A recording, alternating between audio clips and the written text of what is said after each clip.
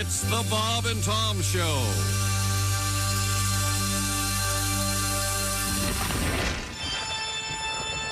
It's the most frightening thing you've ever experienced. I've got to get out! It's blood-curdling. I can't take it! It's dreadful. No! It's the haunted economy. This is no run-of-the-mill haunted house. This is the haunted house of representatives. Hi, I'm Nancy Pelosi. See a bear named Stern. A lynch named Merrill. And watch out.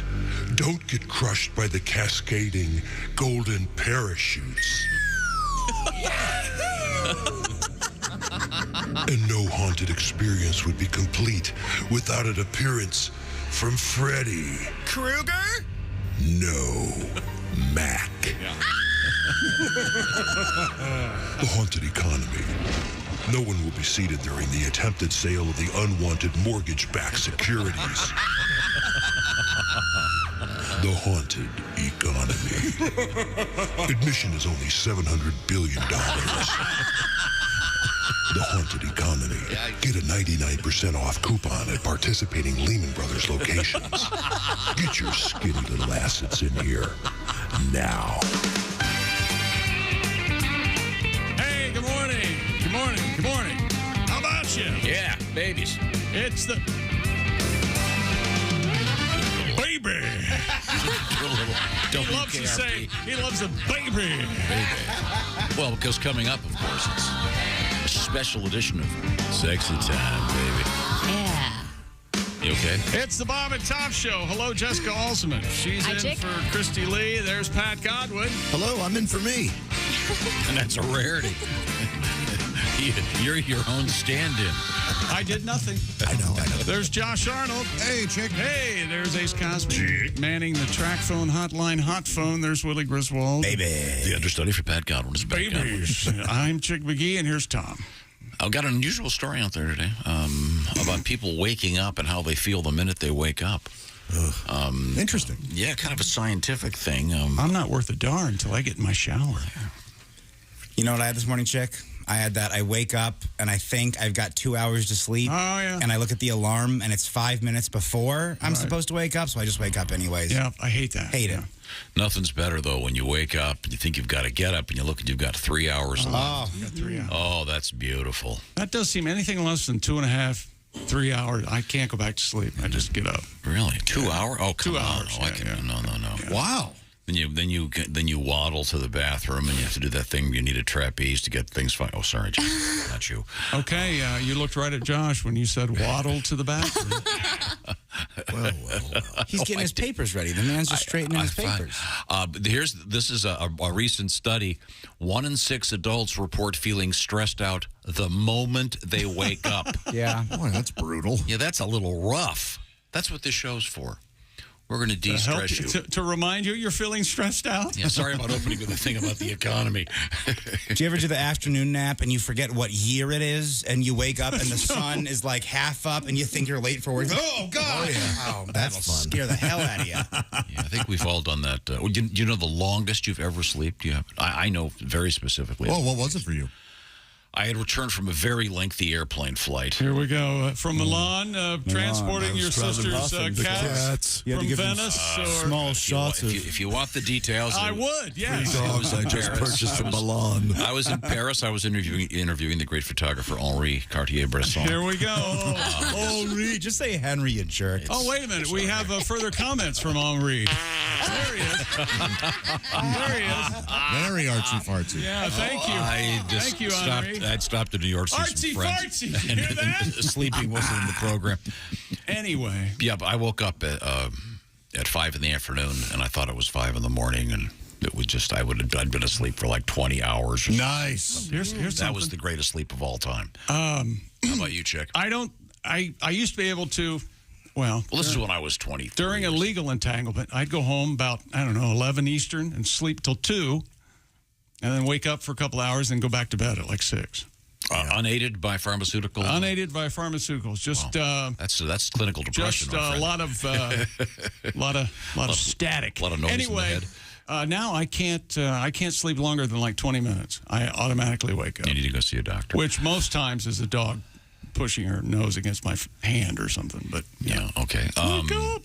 I've got a new puppy, as you know, and I know you do too. Yes, my puppy's only 8 weeks old, and she sleeps 20 hours a day. Yeah, that's supposed to be. That's normal. But you'll be carrying her around. You know, and she's got those ultra sharp, spiky teeth and stuff. Nice and fresh. And but she'll be jumping around, running around, and you pick her up, and all of a sudden you realize she just falls asleep. Oh. I wish I could sleep like that. In any event, here's this study: 30% of people when they wake up feel like they don't want to get out of bed. That number seems low to me. 66% of people say they're so tired in the morning they sleep straight through their alarm clock at least twice a week. Wow. Sleep through it. I can't. No way. I saw a friend of mine, like I set an alarm for like, I don't know, 4:30 or whatever the heck it is, and it's just one alarm. A buddy of mine has like 10 alarms. That's me. Like It's like 4:30, 4:35, Can't 5 stand it. o'clock. It's just nuts. I had a roommate that did that. I wanted to murder him.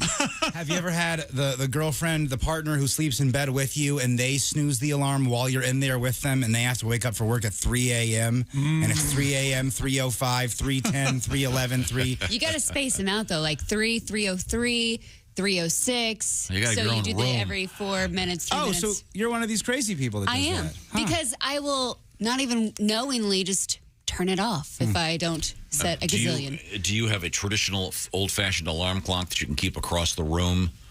It's in the other room. Or are they all in? But I don't use it. I think part of the problem we have now is that everyone's using an iPhone or a cell phone or a smartphone, and it's right there in bed with them. So then when they do wake up, well, I guess I'll check and see what's going on with the Associated Press, and the next thing you know, you're reading, and that's not good. Don't do that. No. Checking your phone right as you wake up. Yeah. The absolute last I know thing. most people do it, but Don't check your 401k. Again, I apologized once already for opening up with a bit about the haunted economy. Good morning. We're trying to get people to feel good when they wake up. Why are you sobbing? What's going on? Oh, look, the statistics just changed now.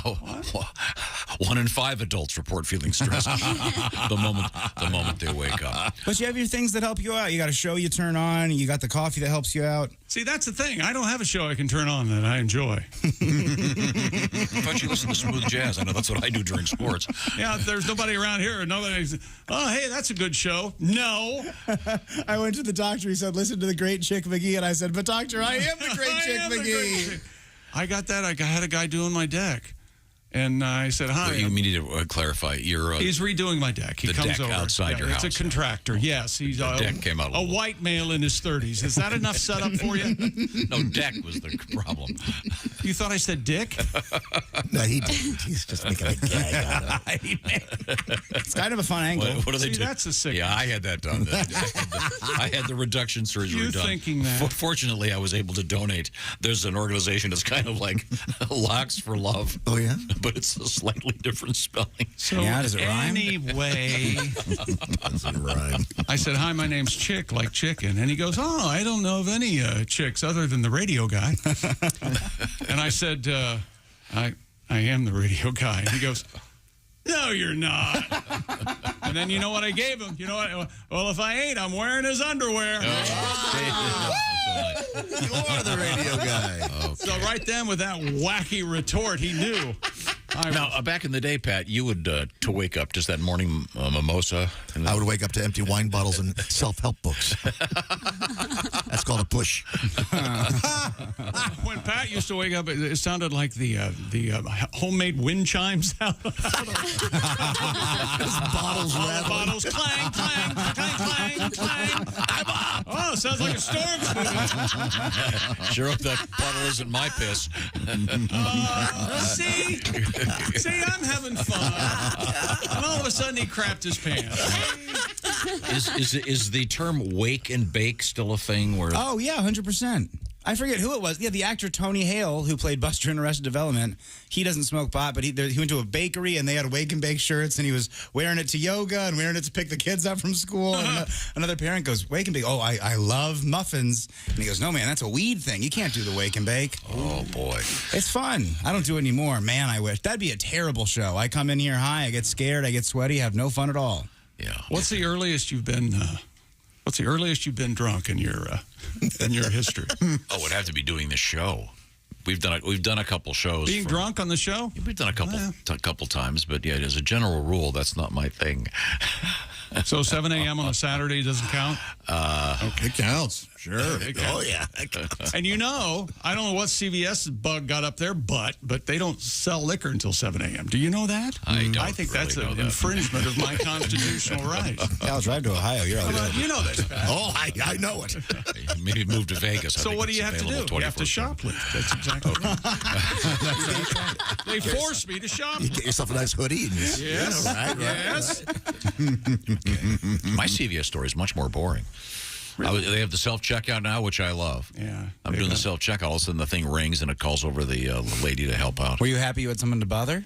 No, I wanted to get on it. I purchased a power bar, and it turned out it was expired, and the machine knew that and wouldn't sell it to me. So bravo to them. CVS is the last place I would use as self-checkout. Really? That's where all the sick people go to get things to help them when they're sick. Trust me, I did the complete manual hand douche the minute I got back, and I keep the squirter in my car. Josh, That is such a good point, Josh. You're absolutely right, Josh. look who you're talking to, Josh. Look what I have right by my Sure. Here, side. yeah. What is this, a 2-gallon jug? Right. Just talking about it makes me want to sanitize. But we have a lot of things coming up in sports. Do you want to give me a quick teaser? Manny Machado homered. Padres beat the Dodgers last night. That one's even at a game apiece. And Atlanta shuts down the Phillies just one night after the Phillies' bats went wild. Atlanta wins 3-0 last night. That one's tied at a game apiece. But Los Angeles, the Dodgers, not without controversy. There was a goose on the loose last night in Chavez Ravine. A beautiful. The Audubon Society checked in. And they tweeted that it was a greater white-fronted goose. Sure. What a treat. Not exactly. Interestingly enough, we have a very odd connection today. This is not a stretch at all between live birds and Major League Baseball and the NFL. There was a goose in the. Well, there's playoffs. a famous story about a bird in Major League Baseball that actually has a tie-in today Oh, yeah, this is fascinating. with the NFL. It's a really weird connection, but it's completely legit. Speaking of legit, we talk about keeping our heads together on this show. There are a lot of people who enjoy getting up and listening to it, and thank you very much. But part of it is just feeling good about yourself, feeling good about life. It's going to be a great day. As the guy at my camp used to say, they'd ring the bell and go, "It's $1 million morning." It may not be $1 million, but it's going to be a good day. Shut up! Go back to bed. Again, you're not helping. Okay. But now a word from our sponsor, BetterHelp. This is about training your brain to stay in what we like to call problem-solving mode when you've got challenges in your life, and we all do. I remember we were talking to Mary Tyler Moore, the great actress. She said, everybody's got something.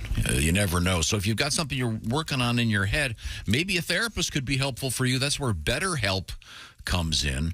BetterHelp is online therapy, and you can do it with either the camera on, the camera off. You can even do it just entering stuff on a keyboard and go back and forth with a professional therapist. They can hook you up in under 48 hours after a brief survey, and this is much more affordable, I'll put it that way, than one-on-one therapy. So it may work for you. Give it a shot by going to BetterHelp.com/BT Show today. Bob and Tom Show listeners, by the way, you get 10% off your first month. I don't know, maybe they figured listening to this show shaves 10% off any issues you may have. They probably don't, but I just thought I'd throw that in as kind of a thank you to all those great folks who listen. BetterHelp.com/BT Show. Hey, it's okay. Feeling good is important. Being okay is important. And being not okay is also okay. So work on yourself. BetterHelp.com/BT Show. That's BetterHelp, HELP. BetterHelp.com. And the NFL right now, I know Jimmy Irsay kind of leading the way here on getting people aware of mental health issues. And bravo to Jimmy and everybody doing that. And once again, whatever kind of therapy works for you, by all means, check it out. And one method is BetterHelp.com. And we're coming back because you caused this yesterday. You did the previous day is today in history. Uh-huh. So you had to do yesterday. So it ran over at the end of the show yesterday. Again. Consequently, we have to do things we learned today when we come back from yesterday. Okay, good. Okay, you I got like that that? idea. Okay. It's very, very, very good. Thank you very much. All This is the Bob and Tom Show.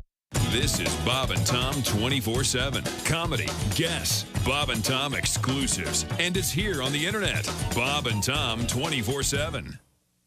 Good morning. I'm Mark Allison. Thanks so much for joining us here on Bob and Tom 24/7 on a Thursday. That's right. We've made it to Thursday, October 13th. Jessica Alsman sitting in for Christy Lee, who is out today. Well, she's been out all week on assignment. Coming up this morning, our West Coast Mountain correspondent, Al Jackson. Saw him yesterday, actually, clicking through the channels, and there he was on Daily Blast Live. He was looking so sharp in his brown suit, and we'll be talking to Al later today on Bob and Tom, and also a special Thursday edition of Sexy Time. That's right, Allie Breen, unable to join us on Wednesday. That's right, she'll be here later this morning. It's Allie Breen and Al Jackson and you right here with us on Bob and Tom 24/7. Good morning. Good morning, I'm Mark Allison with a look at things you may have missed. Millions of Social Security recipients will soon learn just how high a boost they'll get in their benefits next year. The increase to be announced later today, expected to be the highest in 40 years. It's fueled by record high inflation and meant to help cover the higher cost of food, fuel, and other goods and services. How well it does, that depends on inflation next year. The boost in benefits takes effect 2023. It'll be coupled with a 3% drop in Medicare Part B premiums, meaning retirees will get the full impact of the jump in Social Security benefits.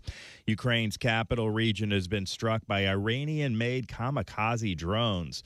Rescue workers rushed to the scene as residents awoke to air sirens for the fourth consecutive morning following Russia's major assault on the country earlier this week. The attacks killed at least 19 people, wounded more than 100 across Ukraine. And that's a look at things you may have missed. More of the Bob and Tom Show coming up.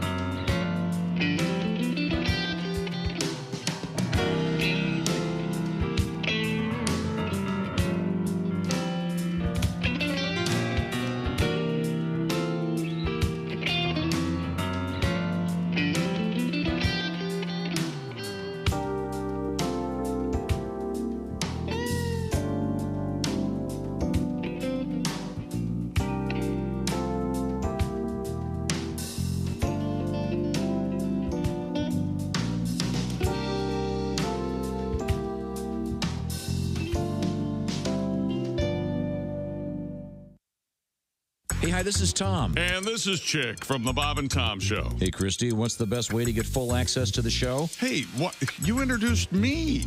That would be to become a Bob and Tom VIP. Very good. Now, Josh, what's a feature of Bob and Tom VIP? Wait a minute. Well, the live 5-camera video stream of the show, plus a podcast of the show and comedy from the Bob and Tom archives. Excellent. Chick, what do you have to say for yourself? Become a Bob and Tom VIP now. Just go to bobandtom.com/VIP.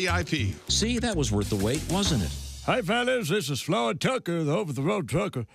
You're listening to Bob and Tom 24/7, of course. Frigamall Broadcasting presents another Bob and Tom Olympic moment in history. The oldest gold medalist was in 1912 when Oscar Swan took home first prize in a shooting event as a 64-year-old. And while a 64-year-old Olympian is rather amazing, there was almost an 87-year-old winner at the first Olympic luge competition in Innsbruck, Austria, 1964. The fastest luge run was logged by an 87-year-old Austrian, Johann Leakensphincter. Johann amazed the crowd and the judges, who nearly awarded him the gold medal, until it was learned that Leakensphincter was not entered in the event or even on the team. It seems that Johann was a spectator who had slipped and accidentally slid down the track at a record pace. Leakensphincter left his mark in Olympic history, as well as on the luge track itself. This has been another Bob and Tom Olympic moment in history. Bob and Tom 24/7. Hey, man, it's Donnie Baker. Hey, Donnie. Hey, I heard you guys talking about that man with 13 inches of pork. Yeah, 13 and a half. It's crazy. You guys know Jamie Vickers? You know, drummer for Velvet Donger? No. He was uncut, too, and he could hide just about anything. Really? Did that affect the taste, Donnie?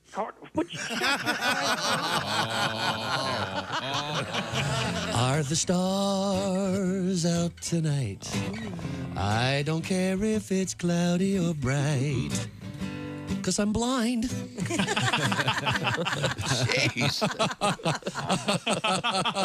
Hi, this is Kostaki Economopoulos, and you are listening. Hey, welcome back to the Bob and Tom Show. Christy Lee on vacation. That's Jessica Halsman at the news desk. Hello. There's Pat Godwin in the performance room. Hey, chick. He's the man in black today. All right. Got the black button-up Oxford cloth, I'm guessing. Oh, very fine fabric. Nothing but natural fabrics. There's Josh Arnold in a flannel. There's Ace Cosby. Remember that idea I have for a new feature? What are you wearing? No, it's called Yes, We Know This Is Radio, where you go off on some totally visual tangent. Who are you wearing? Sure. Well, check Ace out. We're on YouTube, baby. There, thank you, Ace. Yeah. Tom, do you not remember the intros you used to do? Well, let's go by hair color. Let's go by eyes. I'm not being critical. I'm just saying we should acknowledge it with a proper introduction. And now, yes, we know it's radio. However, Ace is rocking the Henley, a couple of buttons undone that says "Ladies, come on in." Yeah. Oh. Are you walk-ins welcome? Are you available? You on the market? Single. Single, right. ready to. Ace once again a single man. Mm-hmm. Ladies, and by the way, I understand there's a coupon. Oh. I bet you are one of those guys for Valentine's Day. You give her coupons for a hug or a back massage. Never done it. Never used a coupon on a date. Okay. Is that a bad idea? It's a horrible idea. If it's like a giant piece of paper you have to like pull out, like, hold on, I've got to. Oh, I group on dates before. Are you kidding? Oh, dude, and then you just admit it. It's like, hey, man, I found a Groupon. It's awesome. We both get dinner for it's going to be killer. Well, it was always fun. Saying it up front is, I think, classy. Yeah, they didn't care. But where at? Like a Red Lobster or somewhere like super nice? Red Lobster is super nice. Well, I know. It's a birthday destination. Or like a giant steak dinner. You know? It was a nicer. Welcome, dim lighting. Welcome to Sardi's. Sardi's is real nice. I see you have the Groupon. I know I used one last night myself at 21. Well, you know, Josh is far too modest, but he is on. You're on a preferred list at Red Lobster, I believe. That's right, and I get the newsletter, the Fresh Catch, sent straight to my email. That's right. Mm-hmm. Well, you know, I winter in Cheddar Bay. Of course. Yeah. He has property on Cheddar Bay. That's fine. Beautiful. I opened up the house welcome back last weekend. That's Willie Griswold. Hi, Willie. Hey, man. I'm Chick. Here's Tom. So, Willie, today when Chick walks in, and Chick local listings, it's kind of fall-like. Climate-wise, where we are sitting right now, Chick walks in and it's fall. It's fall. It's fall everywhere. Right. Yeah, It's fall. Everybody knows I'm not sure on the seasons. Can you walk me through that? it's not necessarily fall-like in Key West, if you see what I'm saying.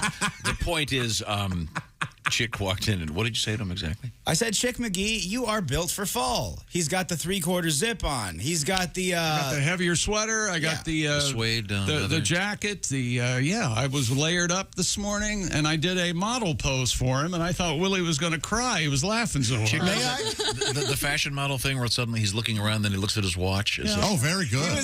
He was unbuttoning his shirt like an old boat captain. That's right. Aw. I've been at sea for quite a while. Haven't had any poon for a long time. But some of the catalogs, Those manatee are mighty forgiving, though. A lot of TV commercials now, they're showing people from all walks of life, all sizes. I've noticed a distinct lack of white people in commercials these days. Straight white males seem to be in less commercials than they used to be. I think we're still doing pretty good, though. Things are still pretty good on our side of the street. There's not too much to complain about over here. We're doing all I right. want more straight white males in commercials. I think we'll be okay. I mean, back in the day, straight white males were doing tampon commercials. We're not going to let women do anything in this world. Isn't it time you let your wife have a period? More white people. Remember that in Mad Men, the story that's about the advertising in the 60s? One of the wives went to a therapist, and the therapist wouldn't talk to her. That's right. Would only talk to the husband. Husband and the wife's diagnosis and all that. So the husband would tell her all about it. It was nuts. Yeah, that's all real. Yeah. But my point is that there's a diversity not only of various ethnicities, however you want to call it, but also of sizes and shapes and and age. And I can attest to this. My sister is a well-known fashion model in Europe, and she's been in the cover of a magazine in the last couple of years. And she's what you would call an old lady. But it's not, it's not just nubile youth in the new issue of Almost Legal or whatever the hell that. Well, they certainly Almost Legal was shut down. Barely. Almost Legal is illegal. Right. That's the fun thing about the murder is almost legal. So what is it called? It's called Finally Legal. Barely. Yeah, that's a nudie magazine apparently. No, but I'm just saying there's a diversity. So what we're trying to say, Chick, is with your look. And let's face it, you're one of these guys who's gotten more handsome as he's aged. Well, I don't know about that, but thank you. Wouldn't you say that's true, Halsey? Yeah. Chick has that distinguished Thank you gray very beard. much. It's a fine wine, ladies and gentlemen. Yeah, and I get Sean Connery a lot. I get a heavy George Clooney a lot. Very, very heavy. As Tosh said, it looks like Clooney's been stung by every bee that ever existed. That's funny, Daniel. Real funny, bud. But my point being that you could be modeling those nice clothes you're wearing. You could be a shoe model. Hell, you've got more shoes than. There's nothing good looking about my feet. No, but you're wearing shoes. No one cares what your feet look like. I bet there's somebody out there who's interested in what your feet. Anyway, with this diversity, they don't have. Certainly don't have overweight people in your world, right? No, I'm saying that's my whole point. Whatever your size, height. You know what though? People of all stripes. Advertisers that what they can't get past is having a fat person in a fast food commercial. They still can't do it. Well, They don't. You're right. Because they don't want to. If you eat our food, nobody fat eats our food. Yeah, that's how you get fat. It's the same reason you don't see a commercial for Budweiser with flashing police lights. I'm just saying. And a chalk outline of a guy whose head's been lopped off going through a windshield. That's a little while drunk. No, I get Josh. Your point is it's always like cool teens wearing light jackets and they're breakdancing in the parking lot while they're eating McDonald's. Well, they want to make it appealing. It's all well. Have you ever had McDonald's French fries? You know how delicious they are? Yes, of course. They're just not going to have Happy Humphrey eating them and putting extra salt on them. My cardiologist I'm just saying, my heart will explode. They're advertising to 5% of their demographic. Is there anybody up making McDonald's French fries right now? Oh, I hope so. That would be amazing. Do they even make them this early? Good morning. Can you imagine McDonald's French fries and some eggs? Oh, that'd be very tasty right now. You said that's sexy. You're going to make love to that. It'd be very good, very good. Now, coming up on today's show, we have space tourism is back. Update on the magic mushroom guy in the airplane. And we have an update on things we learned. Oh, do you want to do that right now? But we didn't get a chance to do it yesterday, so time now for what we learned yesterday on the Bob and Tom Show. Okay, good. We opened the show with history. Tom went over, of course, with Today in History. He felt strongly that there was some things we had to catch up on. So that's how we got behind. So the whole show was behind. But we opened yesterday's show with Yesterday in History. So that technically would have been Tuesday in history. Angela Lansbury passed away yesterday at 96. Still no one being questioned. I guess technically 2 days ago now. 2 days, right? yes. The new Her and the series, Queen. the new series Obituary they wrote. Oh. Ace Cosby did finally get around to watching the Raiders loss to the Kansas City Chiefs. Tough loss. Tough loss. Donnie Baker has a cricket in the house. He's using Cheese Whiz as bait. I don't know if you remember that part. Pat Godwin sang a song about Josh and what he eats. Cheetos. Keto. No, it was about Keto. It was Keto about the diet. keto diet. Keto. Oh, was it Cheetos or Cheetos? Well, Cheetos was in there. Cheetos was in there. Yeah. You want to do it again? I love that song. I could do it again in a little bit once I get it up. Get what up? Wow, we all like Josh too, but I don't have to be erect to enjoy, it says to Patrick enjoy his Erect, comedy. sing about me. Now, Josh, you have a big event coming up. Now that while I stall, Pat, I got it. No, first of all, this weekend, Saturday only, the Ho Chunk Casino in the Wisconsin Dells. What a great reason to go! They call it the Chunk. You've got your Willie G, your Patty G, and your Josh G doing some great live stand-up comedy. That's Saturday night, Ho Chunk Casino. How do you find out more about that, Josh? You can go to thatjosharnold.com. There's a ticket link there. Mm-hmm. You can also Google Ho Chunk Casino. Mm-hmm. Our names will help. And I don't know what you were asking me. Two more items from things we learned yesterday we have to get to. First of all, number one, Josh used to practice throwing popcorn into the air and catching it with his mouth using a marble. So funny. Hey, here's a spoiler alert. He swallowed the marble. Yeah. And did we ever hear from anyone of scientific background saying if that marble's still in there? No, I haven't seen any. What are marbles made of? Are they made of plastic or glass? Glass. So because it's so round, your body probably shot it out? What do you mean? I mean, yeah, it may have made its way through. Did it pass through the various... But not that I noticed. You mean his body's so round or the marble? The marble is so round, I'm assuming that it didn't have any trouble passing through the various intestines, et cetera, et cetera. But you didn't sit there listening for a kerplunk in the course of the next few days? I never noticed once it was either padded by fecal material or it's still in there. Still in there, yeah. Ding, ding, ding, ding. Okay. And finally, the one thing I want, take this home with you today. Tom gets Lofty Monthly. It's a publication, but he really enjoys his favorite magazine is Pretentious Weekly. He gets that. Oh, no, I'm getting the daily email. You get a daily email from him. All right. Yeah. We also learned that a guy in Florida, I love this story. This guy's name is Paul James Sinclair, 56 years of age. As my mom would have said, old enough to know better. Allegedly walked into a Chase Bank in Seminole, approached the teller, quote, with his hand under his shirt, making the shape of a gun with his finger. He demanded the teller hand over the cash. The teller handed him $120. He fled the scene. He was later arrested. The old finger gun. Yeah. Actually, you've got to be joking, especially only for $120. But he was arrested, and of course, his fingerprints were all over the weapon. Oh, boy. Yeah, that's... Okay, Pat, you ready in there?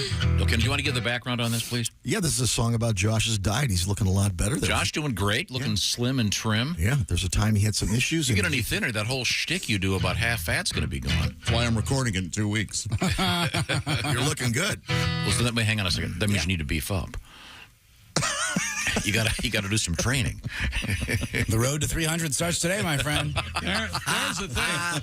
How much weight do you think you could gain in a month? Oh, dude. Have I tried? I just like the title of the album, The Road to 300. We're on the road to 300. See, this is like... To a quarter ton. You're going to be like Al Roker. I liked him better when he was fat. Oh, I've no doubt that'll... well, look, who knows what's going to happen with my body, but you're looking great, by the this way. Is Pat, go ahead. Can't stand I can't stand it. Josh missed his lunch that day, so he had a snack. He ate a cinnamon twist and a bowl of cheesy mac. Had a Hershey bar and a Malamar. He could not stop. Drank down 2 Cokes and grabbed a bowl of Jiffy Pop. Started feeling bad and he knew he had to lose some weight. He said, no more carbs. carbs ought to do it. No more sugar, stick it to it. I got a lot in my load. Keto. He's for the veggies, he's for the meat. Josh, you're gonna watch what he eats. No more Cheetos. No more pizza or French fries. No more donuts or cream pies. Well, maybe one for the road. And back to keto with that big old jug of water. I do send sincerest apologies to Me? To Boz Skaggs. Oh, I see. Yeah. It's a motivational song. I think a lot of people probably trying to lose weight. They just put their name in it, and they're like, "Nope, I'm good." Just start singing to Now, themselves. Chick McGee's too modest to mention this, Willie, but his Boz Skaggs impression is second to none. Leader. No, there's the thing is, there's a very fine line between Dudley Do-Right and Chick's version of Boz Skaggs singing the Lido Shuffle. That's from pretty, that's one of the great albums of the 70s, Silk yeah. Degrees. The whole thing? Yeah. I'll have to give it a Lowdown's on there. Oh, when, Lowdown's great. When it's over. Everything on that album Harbor is Lights. terrific. I don't know where his earlier stuff was very bluesy. He was in the Steve Miller Band. He's great. Is that him singing Somebody Get Me a Cheeseburger? Is that? I don't Does he think sing so. that? I thought that was Steve. Is it Steve Miller? Okay, I know it's a Steve Miller I can't Band imagine song. him letting anybody else sing in the When, studio. when you've got Boz in the band. I'm just telling How you. long was Boz in that band? The first few albums. Wow, Those early Steve Miller albums before all the gigantic hits are terrific. Boz But was there's more that of song, a Living in the USA, where at the end he dentured goes, servant. somebody get me a cheeseburger. Yeah.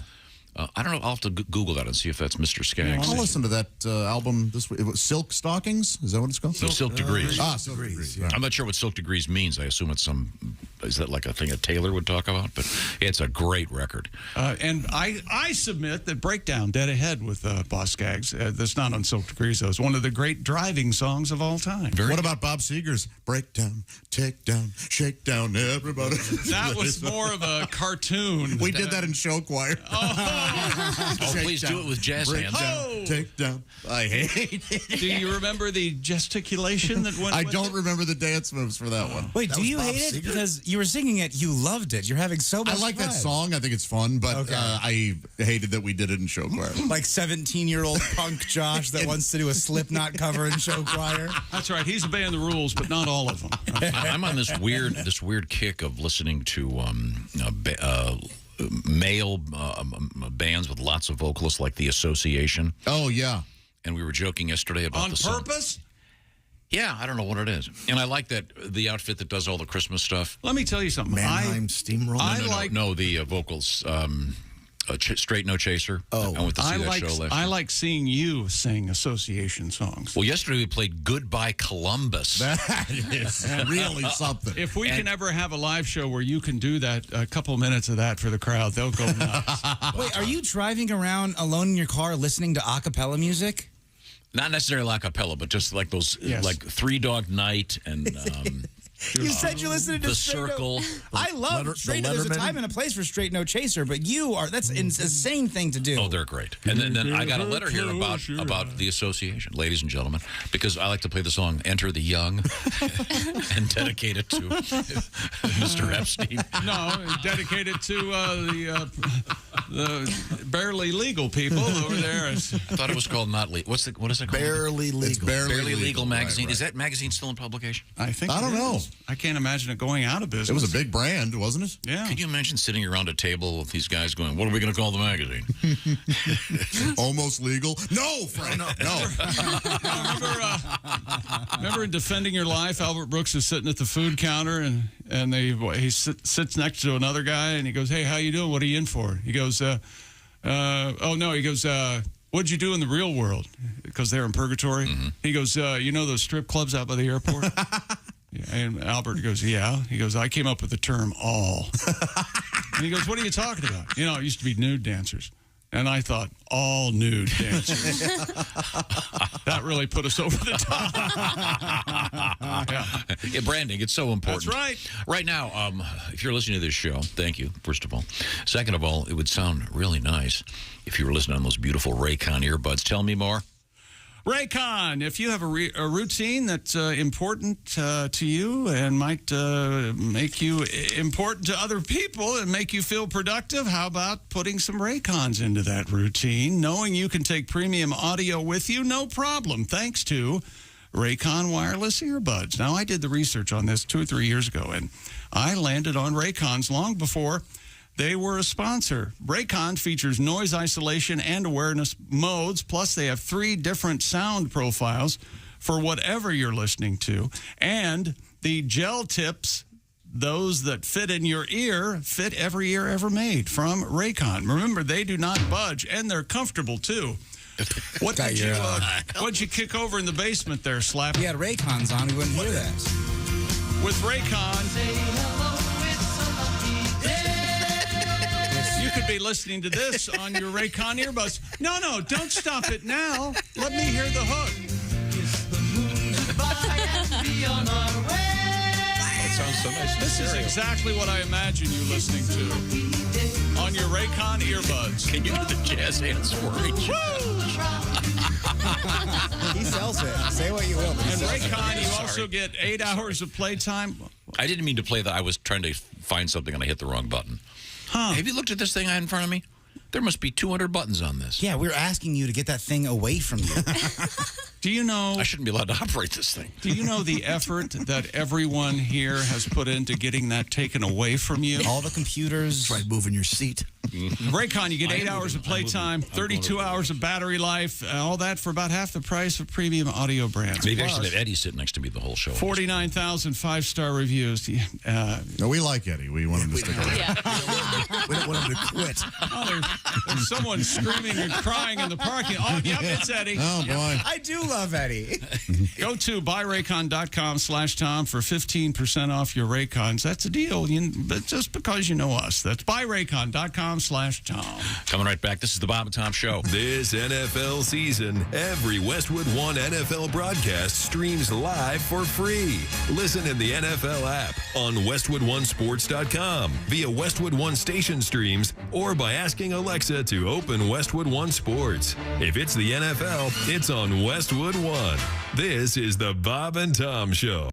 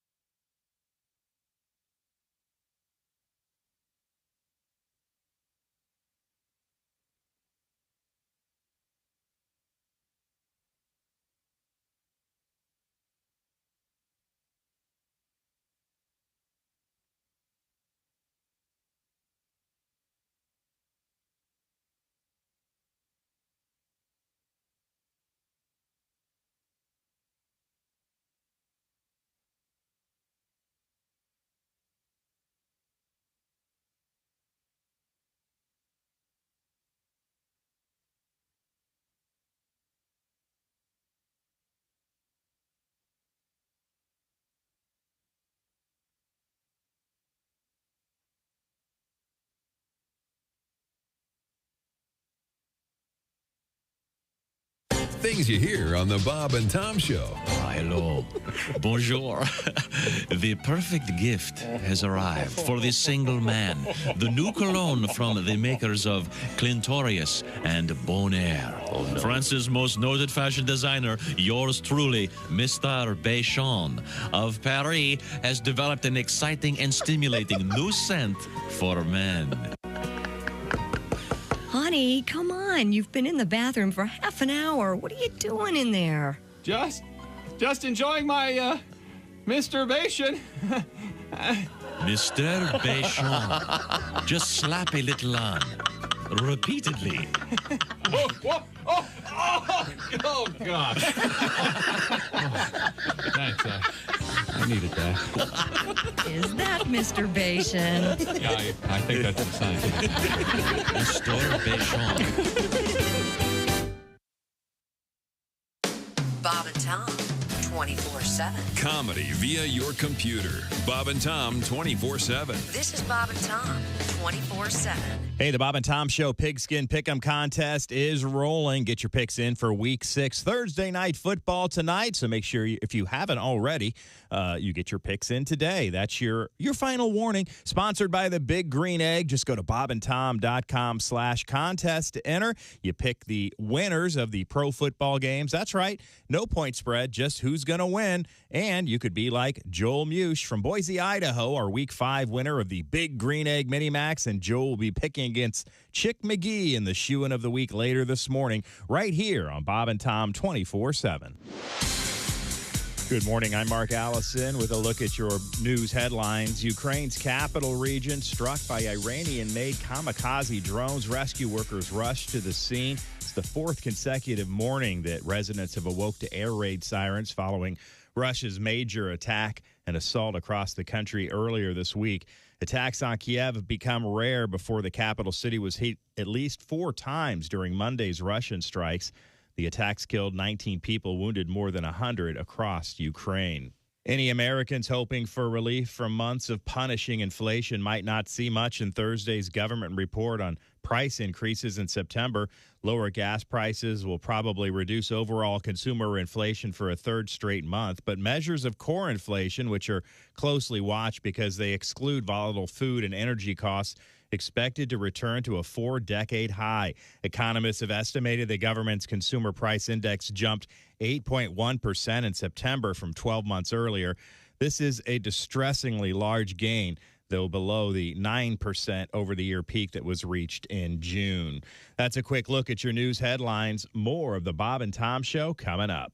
Think you know your pro football and want to put your knowledge to the test? Then play Pigskin Pick'em every week at bobandtom.com. This is your chance to win a Mini-Max Big Green Egg. Just pick the winners of this week's pro football games and you could win a Mini-Max Big Green Egg. Head to bobandtom.com/contest and play Pigskin Pick'em with the Bob and Tom Show. Hi, this is Bobcat Goldthwait, and you're listening to Bob and Tom 24/7. Morning, Bob and Tom Show. Hey, gang, it's Ken Tarmac. Hey! Hey, we just landed. I got a call on the white courtesy phone. I'll tell you what. What? Corporate has spy goggles today. They can find me anywhere. Really? So I'm on the plane. I'm on the 620 guy. Like I was saying, I'm next to some guy that kept going on and on and on today. Yeah. And almost ruined. Oh, gosh.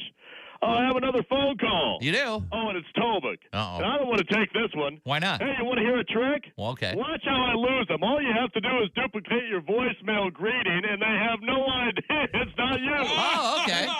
Just listen to this. All right. I'm going to click over. Okay. Listen, I've got to memorize it, though. Okay. Okay, hang tight. Hi, you've reached gold-level sales leader Kenneth Tarmac. I'm sorry I can't take your call at the moment, but your call is very important to me. I check messages every quarter hour unless in flight, in which case I'll answer upon landing. So after the tone, please leave me your name, 2 numbers, and a brief message. Or you can Skypage, text, or preferably email me at ktar_backslash_closer.com.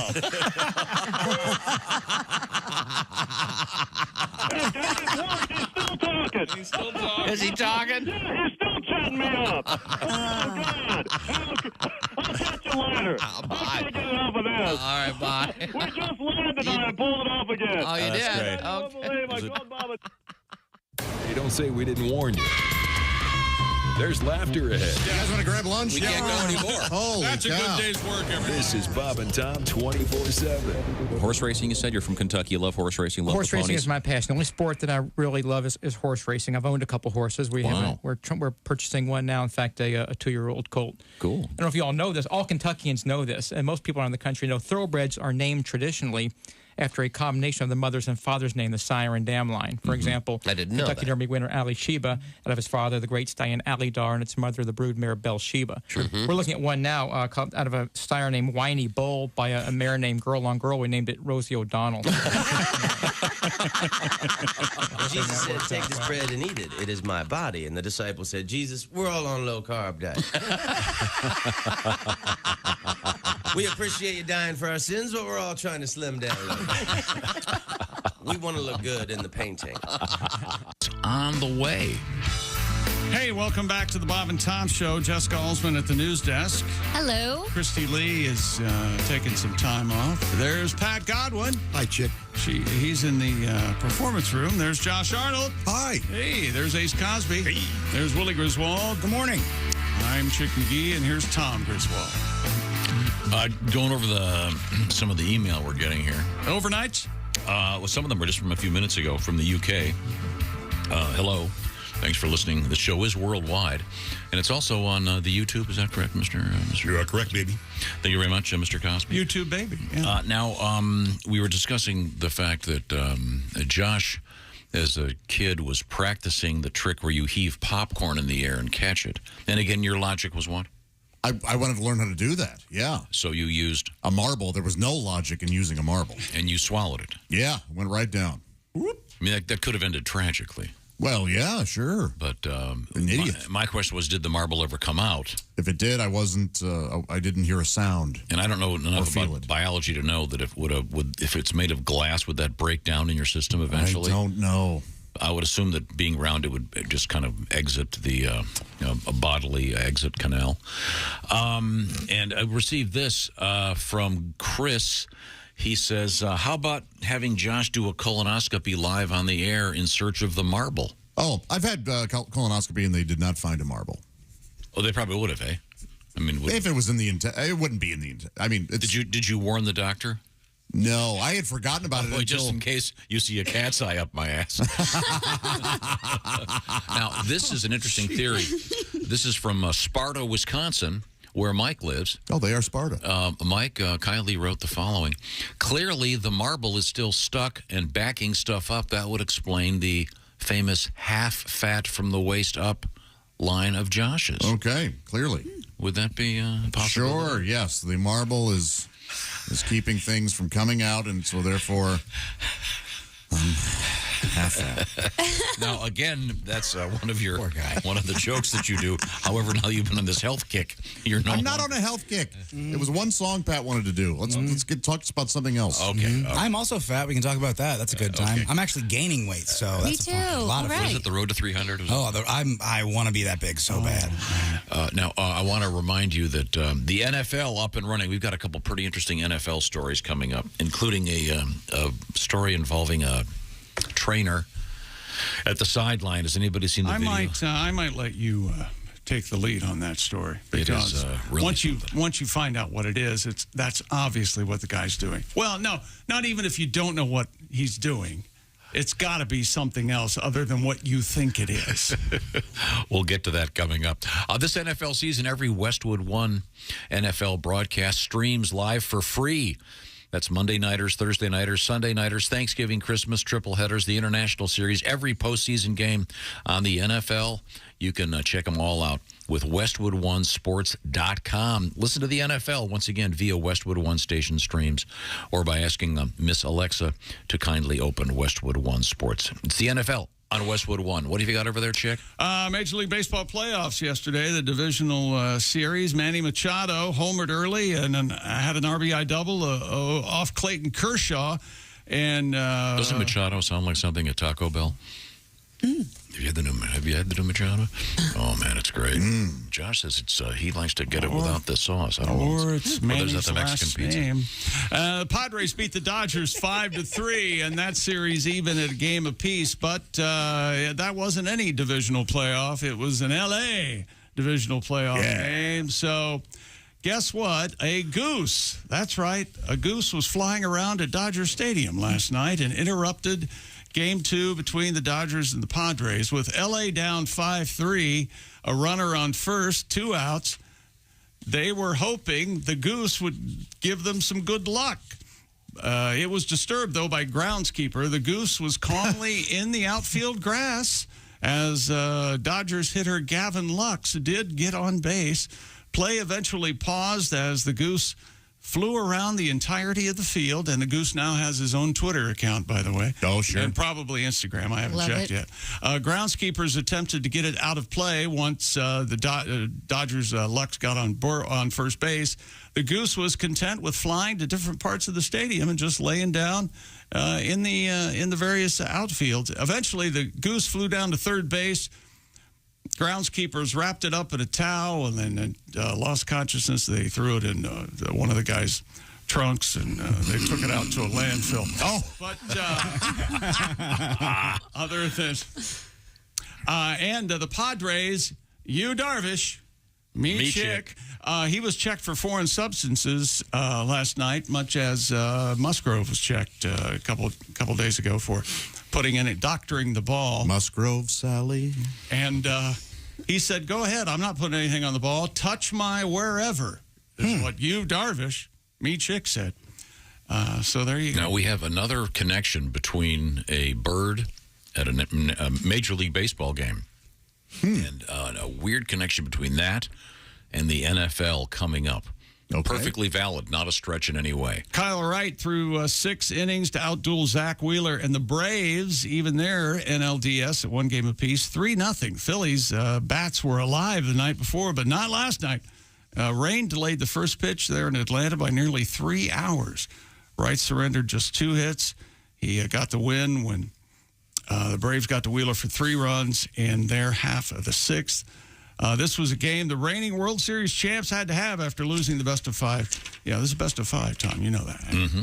Okay.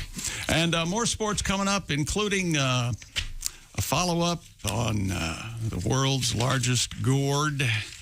We're going to have an addendum to that. And also WKRP and... Our love is alive. That's right. And so we begin. We'll talk about it. It's coming up. All right, and the association.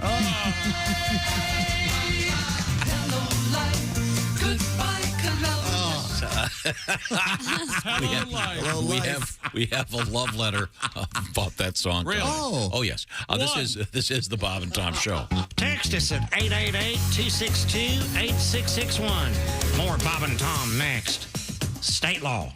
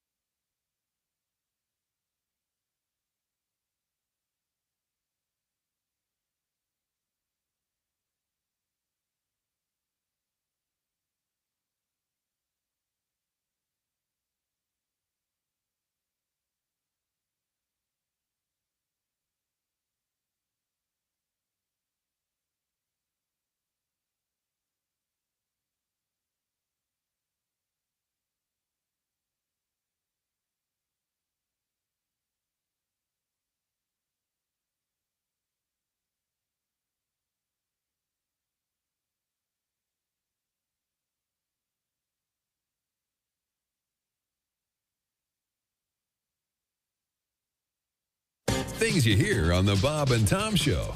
The Law Minute with ex-attorney Jack Thomas. You know, I got a lot of mail here at the ex-law office.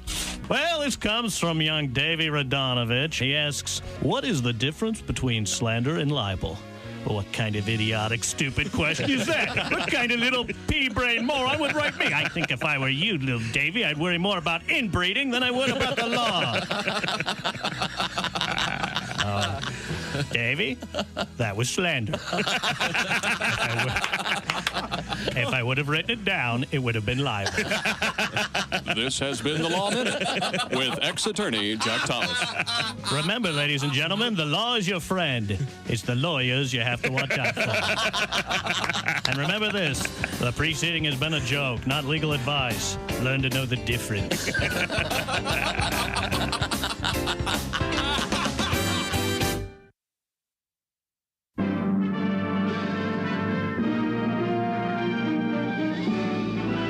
Spanning the globe to bring you the constant variety of curvy cleavage on display. The thrill of victory and the agony of defeat. Don't touch those. Sorry. The human drama of curvy cleavage on display.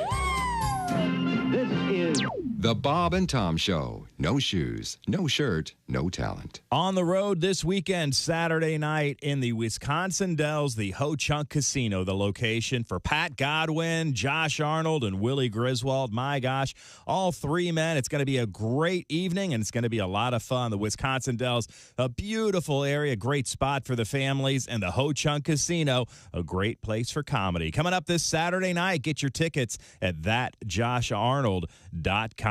Also, you are listening to Bob and Tom 24/7. I'm Chick McGee with your Bob and Tom sports update. Manny Machado homered early and added an RBI double off Clayton Kershaw, and Jackson Profar singled home the go-ahead run in the sixth inning as the Padres beat the Dodgers 5-3 in Los Angeles to even their NLDS at a game apiece. In Atlanta, Kyle Wright threw 6 innings to outduel Zach Wheeler, and the Braves even their NLDS at a game apiece. A 3-0 victory over the Philadelphia Phillies. Rain delayed the first pitch by nearly 3 hours, and Wright surrendered just 2 hits. From the NFL, Miami Dolphins quarterback Tua Tagovailoa returned to practice yesterday in a limited capacity. It's been announced he will not play Sunday against the Vikings. NHL last night, the official season underway. Your winners, Boston, Carolina, Montreal, Colorado, and Edmonton all win in regulation. And Anaheim wins in overtime, beating the Kraken. I'm Chick McGee, and that's your Bob and Tom Sports Update. You're listening to Bob and Tom 24/7. That's awful. Awful entertaining. Central Morning Radio. This is Bob and Tom 24/7. 24/7. 24/7. I bet you were fun in school. Had a good time at school. Yeah, I bet the teachers loved you. Yeah, they did. They did. Yeah, right. Yeah, I went to school. Yeah. Yeah. Let me ask you about this. You look like you spend a lot of time lifting weights. Are you a fitness buff? Oh, yeah, I like to pump a little iron, you know what I mean? I drink the protein shakes, take the vitamins, take the St. John's for my wart. I do the whole thing, you know what I mean? Yeah. You got a wart, do you? I like to go out and chalk up. The whole key is chalking up. You got to chalk up when you go. You got to chalk it up. I got the weight belt on. Chicks dig the weight belts. They dig the weight belts with a name on the back. You know, Steve. I don't know who Steve is, but he's missing his weight belt. Is that what you were waiting for? That's yeah. Oh, yeah. Oh, I like to pump it up. You got to be in top shape because I play golf. You do. You guys know the golf bit. Oh, yeah. I love golf. I play a lot bit. of golf. I got some new golf jokes. I play a lot of golf. Oh, yeah. Every hole, like 14,000 strokes. That's a lot of golf. You know what I mean? I look like a propeller out there just swinging away. I love golf. I swing with one hand. I don't even use 2 hands. I don't care. The instructor's always trying to change your grip. Like, hey, you're not the boss of me. I hit that ball as hard as I can, walk 6 feet, and hit it again. Every hole I use the driver. Par 3, I don't want to see a 7-iron. I let the big dog eat. I grip and rip it. I got the weight belt on. Steve's playing some golf, baby. You give me a golf cart, a 12-pack, and a lake, I'll show you how to have fun all day. You ever wonder how far a golf cart can go in a lake before it sinks? You ever wonder? 13 feet. I love golf. What a sport. It's a good sport. Hey, everybody, this is Jimmy Pardo. You recognize my voice from the show and my face from television. You are listening to Bob and Tom 24/7. But I can't stand the endorsements that come after that because everybody's going to have their own shoe and selling shoes and telling these kids to buy shoes because, honestly, I don't care what kind of shoe an athlete wears, and neither should you. My question is, what kind of shoe does a black surgeon or lawyer wear? What is Johnny Cochran wearing? That should be the commercial. When you can get a brother off a double homicide the whole world knows he's guilty of, that's a bad shoe.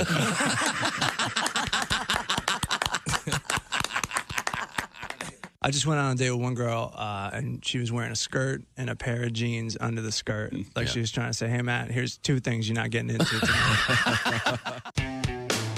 All day, all night, all Bob and Tom. This is Bob and Tom 24/7. Very much for listening. Hey, welcome back to the Bob and Tom Show. Christy Lee on vacay. There's Jessica Holzman at the news desk. Hi. There's Pat Godwin in the performance room. Hello. We already gotten a song out of here. Yeah. Song an hour, I say, Tom. Got one coming up in about 5 minutes. Excellent. There's Josh Arnold. Hi. Pat, sideline song. You ready? Gotcha. Okay. There's Ace Cosby manning the track phone hotline hot phone. There's Willie Griswold. I'm Chick McGee, and here's Tom Griswold. Willie's going to be managing Chick's career as a fashion model. Certainly the most well-dressed of the bunch in here. I'm available for anything that pays money. Remember that. I say we start with LL Bean, and then we go to Orvis, and then we go to Eddie Bauer, and then we establish a bit of portfolio, and then we go straight to Gucci. What kind of stuff does Orifice sell? A lot of the same stuff as LL Bean, I'd imagine. You mean Orvis? Oh, I thought he said orifice. That'd be an interesting line of clothing. I don't understand. Everything's got a big hole in it. Don't throw your money down a hole. Couple things. They were called Orvis, but they changed their name to Gap. Fall into the... Okay. And they changed their name to WAP. That's for their rain gear. Wow. There you go. Thank you. Ladies and gentlemen, who says I don't pay attention to the low end of contemporary culture? Low end. Don't want to be a wet-ass person. Do you know what's happening this weekend? This is very exciting. It's the Donnie Baker birthday bash at the Diamond Joe Casino, Saturday only, in Dubuque, Iowa. Nice. Are you kidding me? Wow.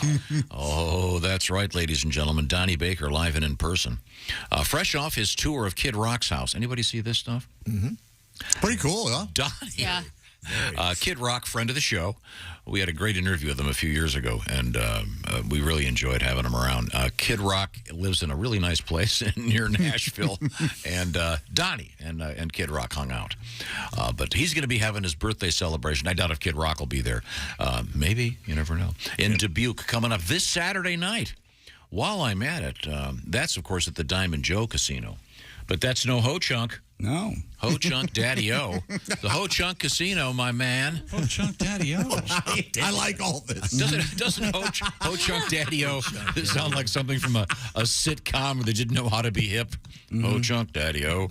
They call it, the folks up there call it the Chunk. The Chunk? Are you going to the Chunk? Oh, I'll see you at the You know Chunk. who's going to the Chunk, Josh? Yes. Who? Willie Griswold. Who else? Pat Godwin. Anybody else? Me. Oh, that Josh Arnold. Well, that was tidy. Well, that's coming up this Saturday, too. Well, isn't that nice? Who knew? We've got a little something coming up from Pat Godwin in a matter of moments. I'm very excited about that, certainly. But we have to get back to the sports desk. And I was talking about... So sorry. Could you grab that? Hello, Bob and Tom Show.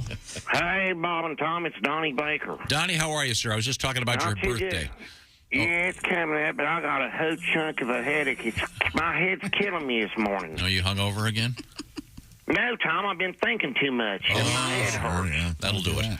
Well, you know, just before my dart league started at Boonies last night, I made the mistake of watching that Jeopardy. Oh, yeah, that's that show. They're great. Man, them Jeopardy people are smart. And not only are they smart, I'll say it like this, they play hard. Oh, yeah? Of course, I was the same way when I was in high school. You know, I don't know if I ever told you this. I ain't bragging, but I scored a 680 on my SAT. Wow. And then I got early acceptance into small engine repair, but I passed on it because I was pursuing a black belt at Discount Karate. Oh, I can see why. I swear to God. So anyways, I'm watching Jeopardy last night. They had categories like Kings and Shakespeare's. Who cares about Shakespeare? So dumb. He's been dead for like 50 years, you know? Almost decades. Yet we're still talking about Shakespeare. I'd kick ass on that show if the right categories is on the screen. It's like categories like options on Ford F-150s. Or Buck Naked Chicks in the Porky's trilogy. Remember Josh? Nice. I swear to God. Or like famous songs by Billy Ray Cyrus, you know? Cyrus. Maybe the thing I know best about is pickup lines that chicks can't resist. Like what? Answers like, hey, baby, how about a three-way? Like me, you, and some of this pork. Swear to God. Oh, that'll work. Oh, this one's how I got Christy. You know why you should masturbate with these two fingers? Because they're mine. I put it right to her face. Worked on Christy. Yeah, then I put a baby in her. You know, it just burns me up because I've got a bunch of smart people in my family, so no doubt it's been passed down. So the fact remains my great-great-grandpa was a Rhodes Scholar. Oh, yeah? Really? I swear to God, he paved most of the highways in Frazell County, Tom. Oh, roads. Okay. I could go on for days, but I'd better go. Wolfie just spilled kerosene on the kids' snacks for soccer tonight. Uh-oh. Gotta fix that. I wouldn't serve those, Donnie. I don't think that's safe. Now, we were talking off the air. I remember this moment from an NFL game. I thought it was like 20 years ago. It turns out it was 30 years ago. And you know how the officials come out and they say, holding number 72, Griswold, or what? You know, they announce the number and the holding. Well, sometimes it doesn't go that cut and dried. This is an actual, and people will remember this, is an actual NFL game between the Jets and the Bills. It was 30 years ago, in 1992, and it sounded a little something like this.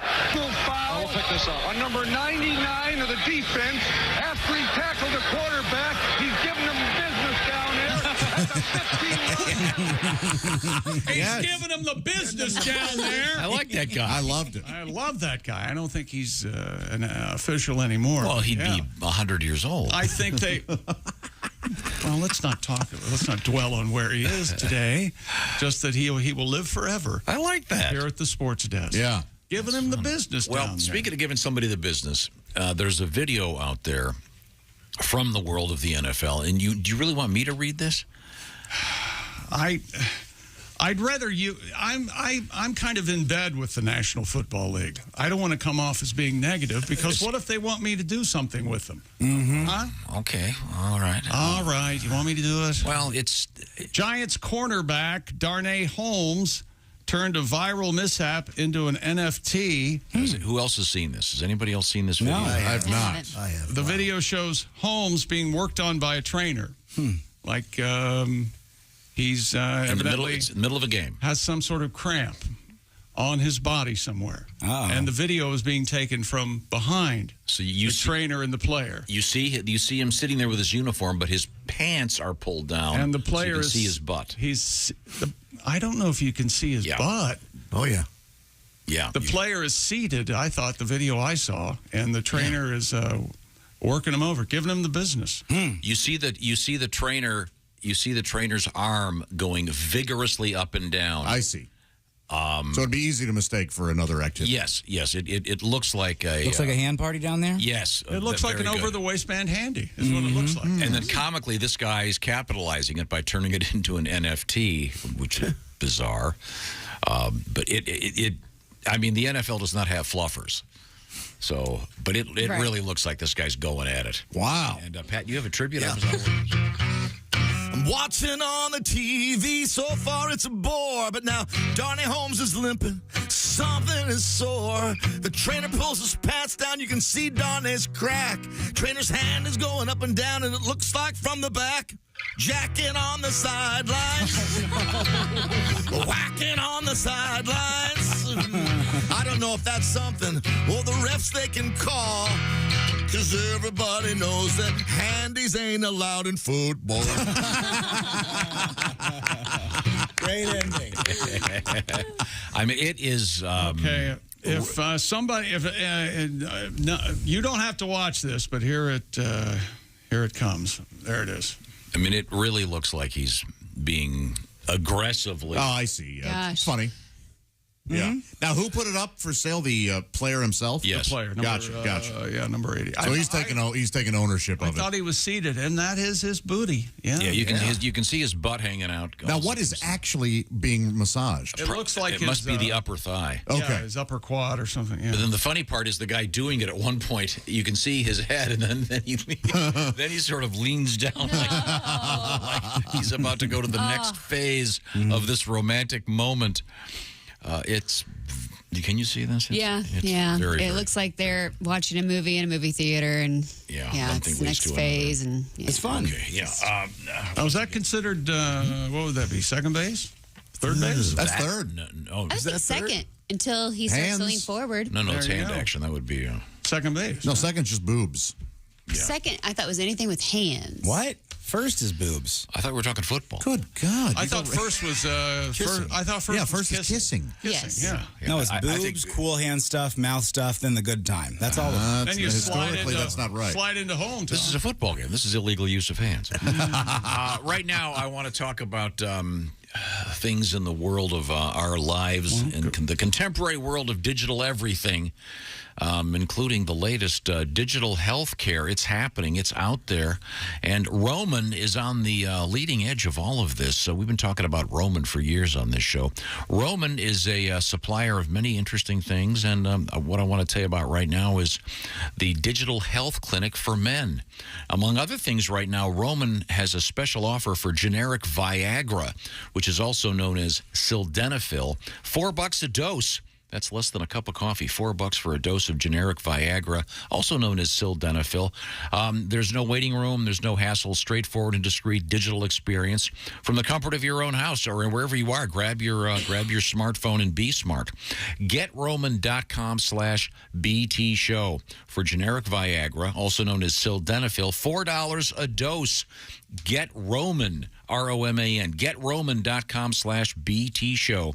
And get generic Viagra, also known as sildenafil, for $4 a dose. Straightforward and discreet. That is the key at Roman. GetRoman.com/BT show. Coming up in sports? Coming up in sports, kind of, sort of, one of my favorite BBC shows, The Repair Shop. Oh, I love that show. Is hosting a monarch here pretty soon. Really? Oh, yes. Is it King Chuck? I don't know if it is or not yet. Wow. Can you prepare my mother? Yes. Oh, no. The coffin has a chip out of it. What are you doing? No, I meant the body. Can you fix her? You went real dark. Hell yeah. Coming up, we have a magic mushroom on the airplane update. A cool thing, if you have an electric car, you'll want to hear what NASA has to say. It's very interesting. And a special surprise vocalist. Oh, wow. From my family. Okay. Coming up, this is the Bob and Tom Show. Morning laughter just might be the best medicine. No matter how hard I try, can't keep my hands off my face.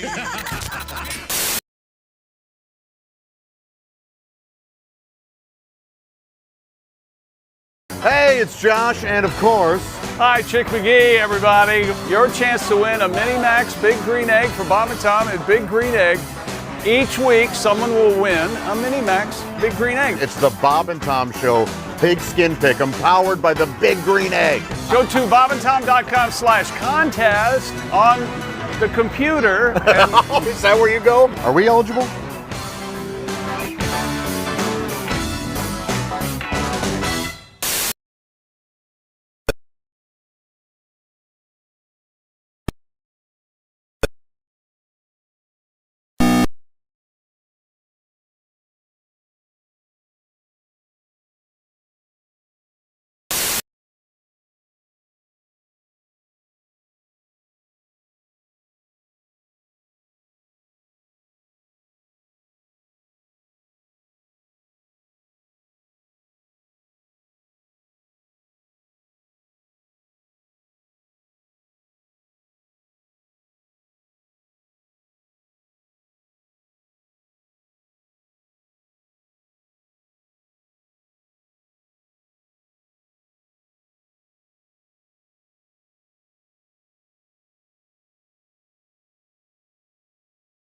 Lawsuit in New Hampshire against private jet services.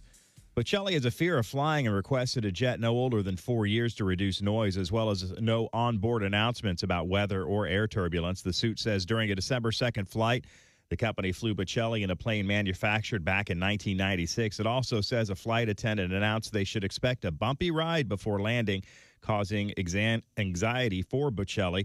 The lawsuit says the company apologized and canceled the last 5 flights because it could not find an acceptable aircraft. Bocelli's lawsuit said he did not get a refund and was forced to charter new flights. A representative for private jet services did not return requests for comment. Tapes that were recorded for Johnny Cash's autobiography form the basis of a new documentary about him. The film Johnny Cash, The Redemption of an American Icon, uses more than 100 tapes that have never been heard outside the family. It also includes interviews with Sheryl Crow, Tim McGraw, Marty Stewart, Winona Judd, Jimmy Allen, and Alice Cooper. It will run in theaters for 3 days only, December 5th through December 7th. Again, the film's called Johnny Cash, The Redemption of an American Icon. And that's a look at your entertainment news. More of the Bob and Tom Show coming up. Things you hear on the Bob and Tom Show. All right, this magician, he gets his job on a cruise ship. So he's working his cruise ship, and he does his act every night. In the front row is the captain of the ship with a parrot on her shoulder. So every night he does his act. Well, by the third night, the parrot starts figuring out his magician's act. So he starts heckling the magician, and it's in his sleeve. It's under his hat. His assistant has it. So that night, they hit an iceberg, and the ship goes down. The magician wakes up floating on a piece of driftwood, and the parrot is sitting on the end of the driftwood, and they stare at each other for 2 days and don't say a word. They just look at each other all mad. Finally, the bird goes, "I give. Where's the boat?"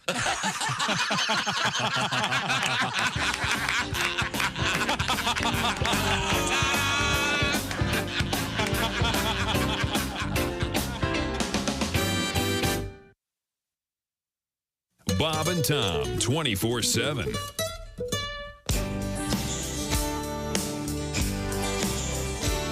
I'm sick of being sick. I've been in my bed all week. I feel like dick. I'm sick of my TV.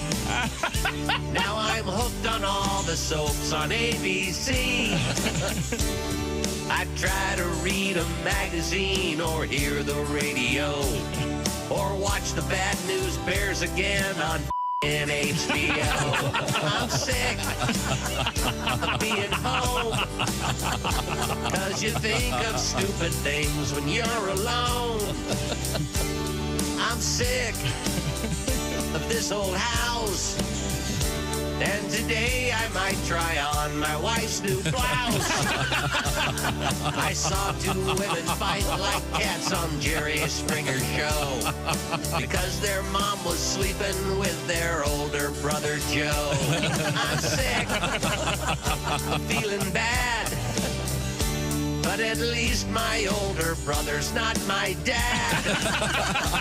I'm sick of these 4 walls, and my arms are tired of playing with my dog. I'm sick. Bravo. Thank you. Hi, this is Augie Smith. You're listening to Bob and Tom 24/7. Yeah, but it turns out I don't sleep well anyway. I've been grinding my teeth. I didn't know I grind my teeth until I woke up. My husband was pouring coffee beans into my mouth. What a weird way to save time in the morning. No kidding, but it's fresh coffee.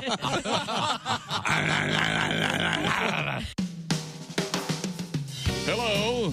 You're listening to Bob and Tom 24/7. This has been Chick McGee's Big Tales coming up. Hey, welcome back to the Bob and Tom Show. There's Jessica Holzman at the news desk. Hello. There's Pat Godwin in the performance room. Hi, Chick. There's Josh Arnold at the sidekick chair. Chick, I have a marble update coming up. Excellent. Here's Ace Cosby manning the track phone hotline hot phone. There's Willie Griswold. No marble update on my end. I'm excited for Josh's, though. I'm Chick McGee, and I have another Living with Tom story. And here's Hurricane Tom. What are you talking about? So we all kind of gravitate toward the break room when the commercials are running. We get snacks or drinks, or because this is hard work. Sure, yeah, it is. Well, as you would say, thirsty work. It is. So you were preparing yourself a bowl of cereal, is that correct? Well, because I brought in a frozen acai bowl, and apparently it had been frozen already, and so it was no good, so I had to toss it. So I thought, I'll just eat some granola. Mm-hmm. And I spilled the jar of granola all over the floor. There's a lot of it on the floor. There's a lot of it. You know what? Josh walked in and looked at it on the floor. You just left it on the floor. I said, there's no broom here. I'll be happy to clean it up. Really? You didn't scream, "Go get me, Eddie," immediately? Really? Eddie! Well, actually, Josh Josh looked over and said, I'm sure the mice will take care of it. boy, I'm sorry. boy. Everyone's big. Disaster in the green room. No. Coming up, we have some more stuff in the world of sports. But before we get to that, the other day I was in Willie's old room at my house, actually. And under his old bed, he has this beautiful loft bed made of beautiful timber. And but I have my little computer down there, or my big computer. It's got the big screen and everything. And I love that kind of setup. it's great. Yeah. And that's, well, I work on stuff there in the afternoon sometimes. And Kelly was in the other room working on something else. And all of a sudden she comes in, and Finn and I are watching Monkeys videos. The band? The band, the Monkeys. Okay. And then, Chick, what did you say? You accuse me of forcing the monkeys down her throat? No, I think Josh said that. I kind of think we all said it. I see. I just think you could go a little more contemporary. You could move into the early 70s or the 80s. I'll tell you what was happening. I was researching today in history, and a few days ago it was the anniversary of the release of Last Train to Clarksville. So I clicked on it. And I was watching the video, and as I pointed out on the show, they were really phoning it in. They're barely even trying to lip sync, and it's. But I think they're barely even cognizant. Yes, I think my guess is that at least some of them are so high they don't care. Did they want to be a band, or did a studio see the Beatles and make an American version of the Beatles? Yeah, they're all actors. Okay. And in fact, Davy Jones had played in Oliver Twist on the West End. But were they also musicians? Three of them were. Okay. Or two of them were. Mike Nesmith and Peter Tork were both very fine musicians. No, I hate it. Mike Nesmith wrote the song. Different drum by Linda. What's Stone Pony? Linda Ronstadt song. Yeah, Mike was a great musician. But obviously they were put together as a TV band, sometimes called the Prefab Four. But they had tremendous writers. Neil Diamond wrote I'm a believer, and Boyce and Hart wrote a bunch of stuff. But so anyway, you guys accused me of shoving it down her throat. And once again, we were watching, I think I've got this video. Great. It is. I'm a Monkeys fan.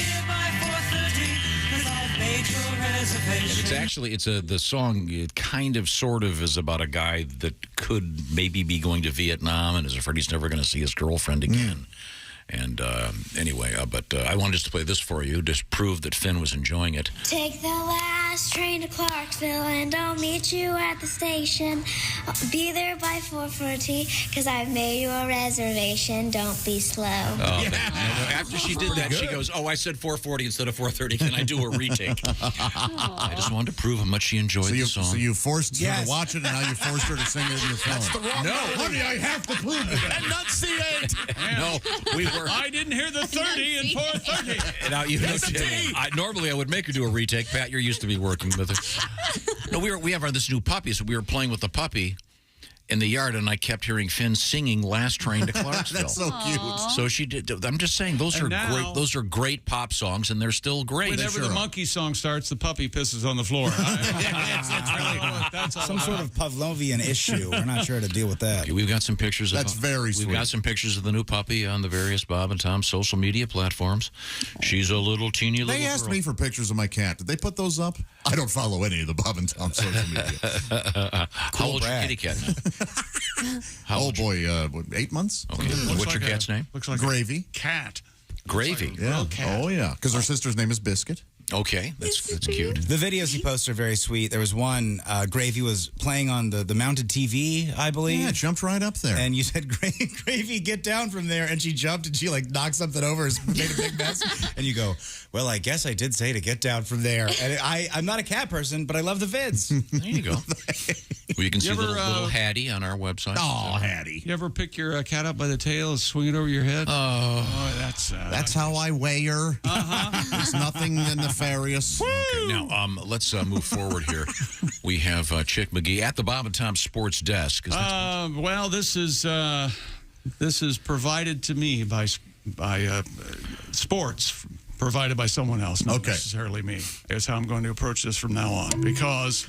Got the comp on there. I've got mail, sorry. You have mail. Oh, yeah, go ahead and read that. A couple of Houston Astros are rocking hair extensions for their postseason hairstyle. Really? That's what it says here. Starters Framber Valdez and Luis Garcia are showing off their new hairdos this postseason. Houston tries to reach a World Series. It's a beautiful baby. Name him Framber. Framber. I love his album, Framber Comes Alive. Oh, I like the song about him visiting the beach. Framber, walking on the sand. Framber. And you didn't want to do the story. Walking hand in hand. Chick's going to explode. Garcia opened the season with natural shoulder grazing curls this summer. What hair-obsessed individual may have sent you this sports story? I really can't Only reason I sent it is because I want a chick to have to read about, if he remembers Oscar Gamble. Do you remember what Oscar Gamble? I don't. Oscar Gamble had one of the world's largest afros. Afros, I guess. It's described here as I love this word, I never get to use it, resplendent. Oh, really? A resplendent afro. Oh, it's good. Yeah. Listen, somebody is a frustrated writer. Listen to this. Garcia, who opened the season with natural shoulder grazing curls this summer. That's a great phrase. Opted to add length and volume via braids adorned with beads at the end. Yeah, this guy should be writing a travel magazine. Do you want to see Oscar now? I know this is visual. Oscar Gamble? But can you tell me the difference between Oscar Gamble then and now? Yes, now he looks like Michael Jordan, only a little older. Yeah, ain't got no hair at all, He had man. the big fro. No afro. The biggest fro in rock was fake. Who was it? Anyone? The Thin Lizzy guy? No, Billy Billy Preston. Oh, okay. That was a big wig. Well, according to you, it's fake. I do research. I read. Did it go round in circles? Why don't we do this? Why don't we bet $10,000? I could use some cash right now. No need to explain why. Oh, this guy's awesome. Oscar Gamble. Yeah, but Oscar Gamble had this massive fro. It was like Angela Davis level. Yeah, here it is under the hat. Look at that. Oh, wow. Just oozing out. It's wonderful. It's fantastic. It is resplendent. Isn't that a great word? Yes. You never get to use that. So if you're dating or married to Oscar Gamble and you constantly fight with him, do you have a gambling problem? Do you have a gamble? Let's see. I think it's there somewhere. Yeah. Let's work on it together. If you go to Grambling. Grambling? I got Grambling on my mind. And then you walk slowly, you're shambling in the ground. Sure, yeah. I was born a Grambling man. In the Old West, it'd be Bramble. Sure. And then Tramp. Las Vegas Raiders. Did you see the pictures of these two guys with the hair? It's Are they clear? Is it clearly fake? No. God, no. These hair extensions are amazing. Okay. They're good. They really look. But it's just fun. What are they doing it for? Just for fun, and just to underscore so people can sit around and. It's the playoffs. The hair's be a little too long. serious. The other thing. Remember a couple seasons ago, you had a problem. You were upset that I think it was the Red Sox who all grew beards. You were like, look at them. They're not photo ready. They look like hell. He did get all Steinbrenner-ish, didn't he? They looked like bums. There you go. They deserve to lose. Oh. I hate bad facial hair. Okay. You hate now, but the baseball has been, I would say, more than football, the home of rock and roll. Making facial hair statements, with the exception, of course, of our favorite quarterback, who we haven't heard from this year. You know what I'm talking about? Minshew, right? Yeah. Is he around still? Oh, he'll show up. Gardner Minshew. He does a big facial hair thing a lot, but in the history of baseball, there's been some Raleigh Fingers. Sure. The twisted mustache. And Al Hrabowski, the Mad Hungarian, he had a big handlebar mustache. Now, large shot. I'm going to... facial hair we're talking about. Thank you, Pat. Yeah, that's right. Very good. Now, remember I said earlier I could connect Major League Baseball to the NFL in a way that was not a stretch. Yeah. And it involves dead birds. Okay. Ready go for ahead. this? Yeah, go ahead. Have you heard about, speaking of famous baseball hair, Randy Johnson? Oh, yeah. He had the famous... The mullet, almost. Yeah, very long hair. Yeah, and Randy Johnson is famous for what in the world of baseball? I believe it was in Toronto. Strikeouts and an amazing 22-year Major League Baseball career. Yeah. Oh, but you mentioned birds. Are you talking about the freak accident where he murdered a bird. He exploded in midair. Yeah.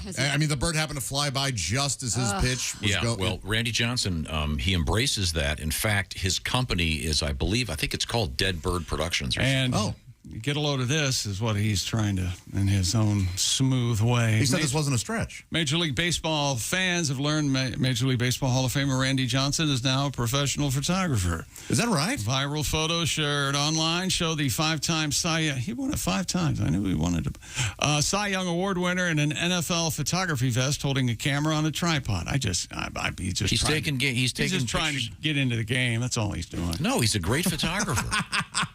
According to Sports Illustrated, this is interesting. The career switch is not as unusual as it appears to some fans. Okay. Johnson majored in photojournalism in college. Well, there you go. There you go. He's putting a spin on it that is negative. Put his passion for photography in the back seat. Well, I think this is great. He's a trained photographer, and I think what's interesting is, think of what he could have done with the name Randy Johnson. That just shouts porno. Yeah, it essentially means horny penis. Yes, it does, yeah. But he didn't. No, he's not doing that. He's taking pictures of NFL games. How cool. But his logo, they show it here, is a dead bird. Wow. Makes sense. So, remember the other famous dead bird story of Fabio getting hit in the face while on a roller coaster? Oh, yeah. What happened? Why are we so obsessed with dead birds? Just the timing. It has to be perfect. And Fabio being a model, getting hit, having his nose broken by a bird, the irony is just there. But even like the expression, killing 2 birds with 1 stone, why are we so fascinated with killing birds? It seems to be a weird thing. I've never seen a dead bird on the ground. Have you? Of course. Yeah. Of course. We get them outside. Yeah, we get them outside this building a lot. All the time, huh? They fly into fly into my windows all the time. Well, that's demonic possession. They know you're in there. Is what one of your dogs has never brought you a gift? A squirrel. Oh, okay. But, cats love those dead birds. Yeah, they do. They usually make them dead. Yeah, they love killing them. And we have a bird at Chavez Ravine in the news earlier, so see, it all ties in. Now, do you remember, I'll run this by Ace, do you remember Randy Johnson's nickname? Big Unit? The Big Unit. Nice. And my point is, this guy with the nickname The Big Unit, the real name Randy Johnson, I think it's really nice he didn't go into porn. It is. Randy, we're glad you're an excellent photographer. Thank you very much. You could have gone south on us. I mean, The Big Unit. Would you want to watch that film? He killed he kills a bird. Yeah. Tell you that much. He killed the bird. Las Vegas Raiders wideout Davante Adams has officially been charged with misdemeanor assault for shoving that photographer. Kansas City, Missouri police said Adams pushed Ryan Zebley to the ground while running off the field following the Raiders' 30-29 loss. It's pretty violent, I think. He uses his arms and no, he doesn't. So you must have seen a different angle than we saw. Or you must have seen a different altercation. I see it from his left. He's walking I saw right it to from left, his and left. he shoves the guy. No, he doesn't. He doesn't even break stride. And he's walking in a clear path, and the guy does come out of nowhere. He jumps out in front of him. He kind of stops. And before he hits the guy. No, he doesn't. I'll take a look. If only he'd pushed a photographer like Randy Johnson, then we'd have a story. I mean, we'd know that Randy Johnson, they would have he fell on a bird, kicking his ass. Yeah, I think Randy Johnson, that would have been a good fight. Randy Johnson's reach, I think he probably could get a couple of shots. Police called it an intentional, overt act that caused whiplash, a headache, and a minor concussion. And my camera got doidy. Oh, no. Did your memory card get wet, too? I don't know. The Zebley household, we don't take that sort of thing. Well, this is going to... They're going to be very careful now who they give passes to, I think. This is going to reduce the number of photographers out there, I think. Oh, very well. This guy had a legit... He was a freelancer, right? But he had a legitimate pass. Looks like he's going to be a fine and maybe even a 1 or 2 game suspension for, as you say, violently shoving the photographer. The players have to recognize there are 2 angles. One looks bad, and the other one looks like the guy stepped in front of him. Okay, all right. Well, who knows? I think we'll agree on one thing. The one thing I hate were the players that will never talk to the press, and then they become the press. I think that's fine. That never bothers me. Really, someone who was a dick the whole time he was making millions Because of when dollars. when they become the press, rarely are they the guys at the, bugging them right after the game. They're commentating. Yeah. Or commenting, rather. And I'm sure No, it's commentating. from a player's POV, when they're dealing with the press, they probably deal with a former player. They'd probably rather deal with a former player because that guy No, knows but what if he's you're talking about. if you're a former player that was always very uncooperative with the press, and then now you become the press, you're a dick. Who would want You're making millions of dollars playing a boys' game. Grow up, enjoy life a little bit, and don't be a dick. To me, being only reason people watch these sports is because the press covers them. More sports coming up.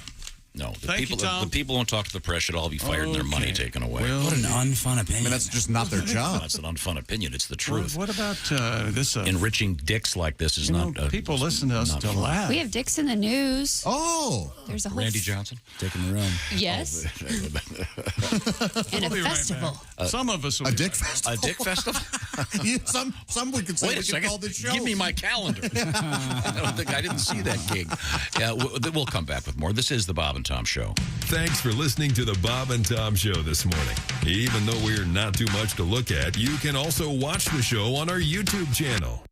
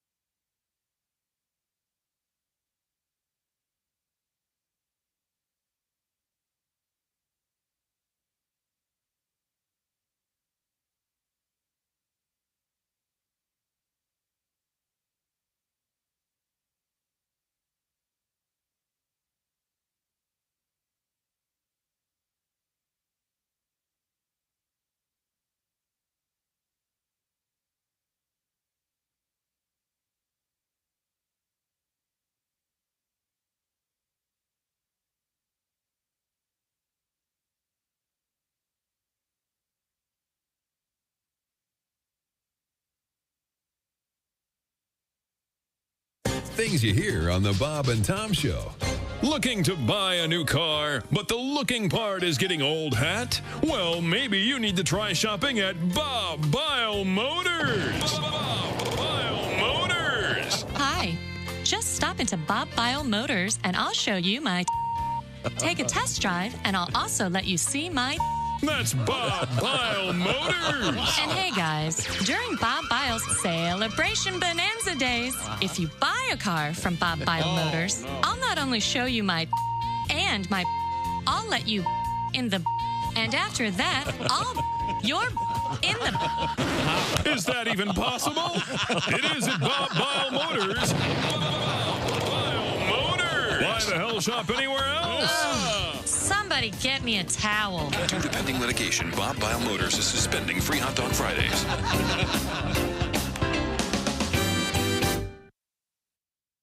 Essential Morning Radio. All day and all night. Some like bud, some like Schlitz, but for me,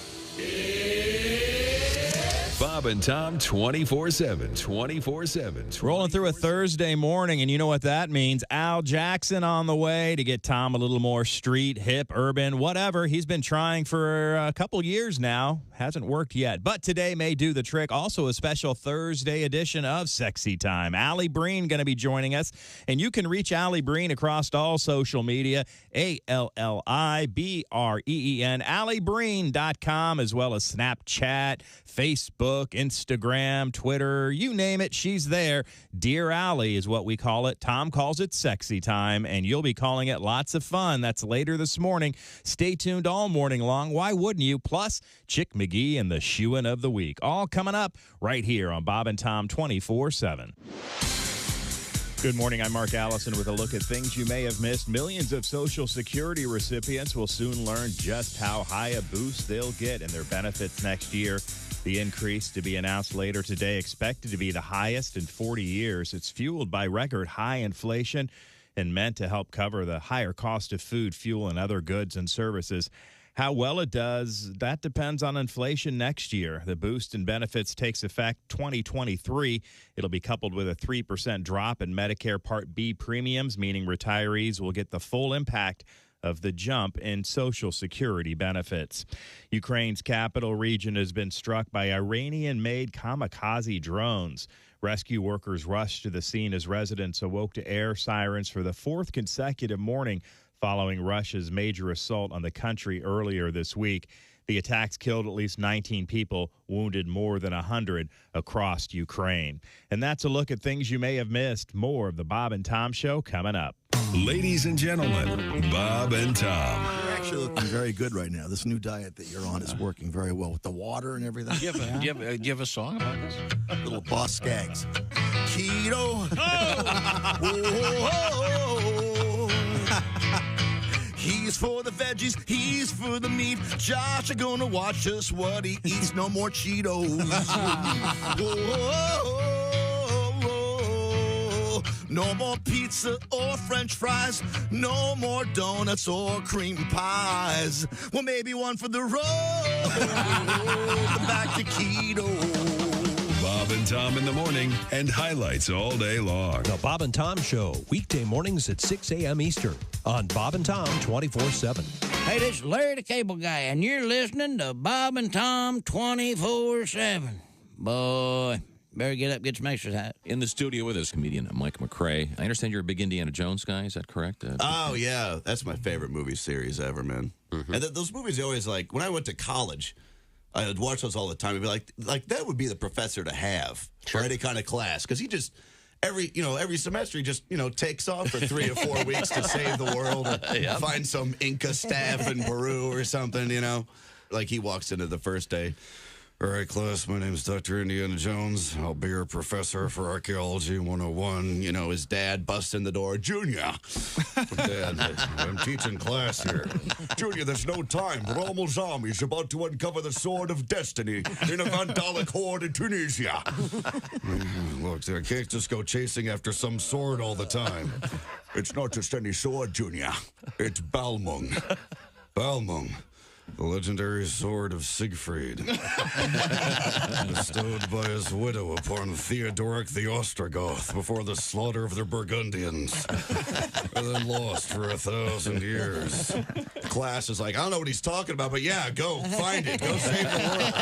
We'll be here when you get back. We'll be at the bar, or the speakeasy, or whatever they had back then. It'll be perfect. Class is partying afterwards. Hey, man, what I tell you every semester?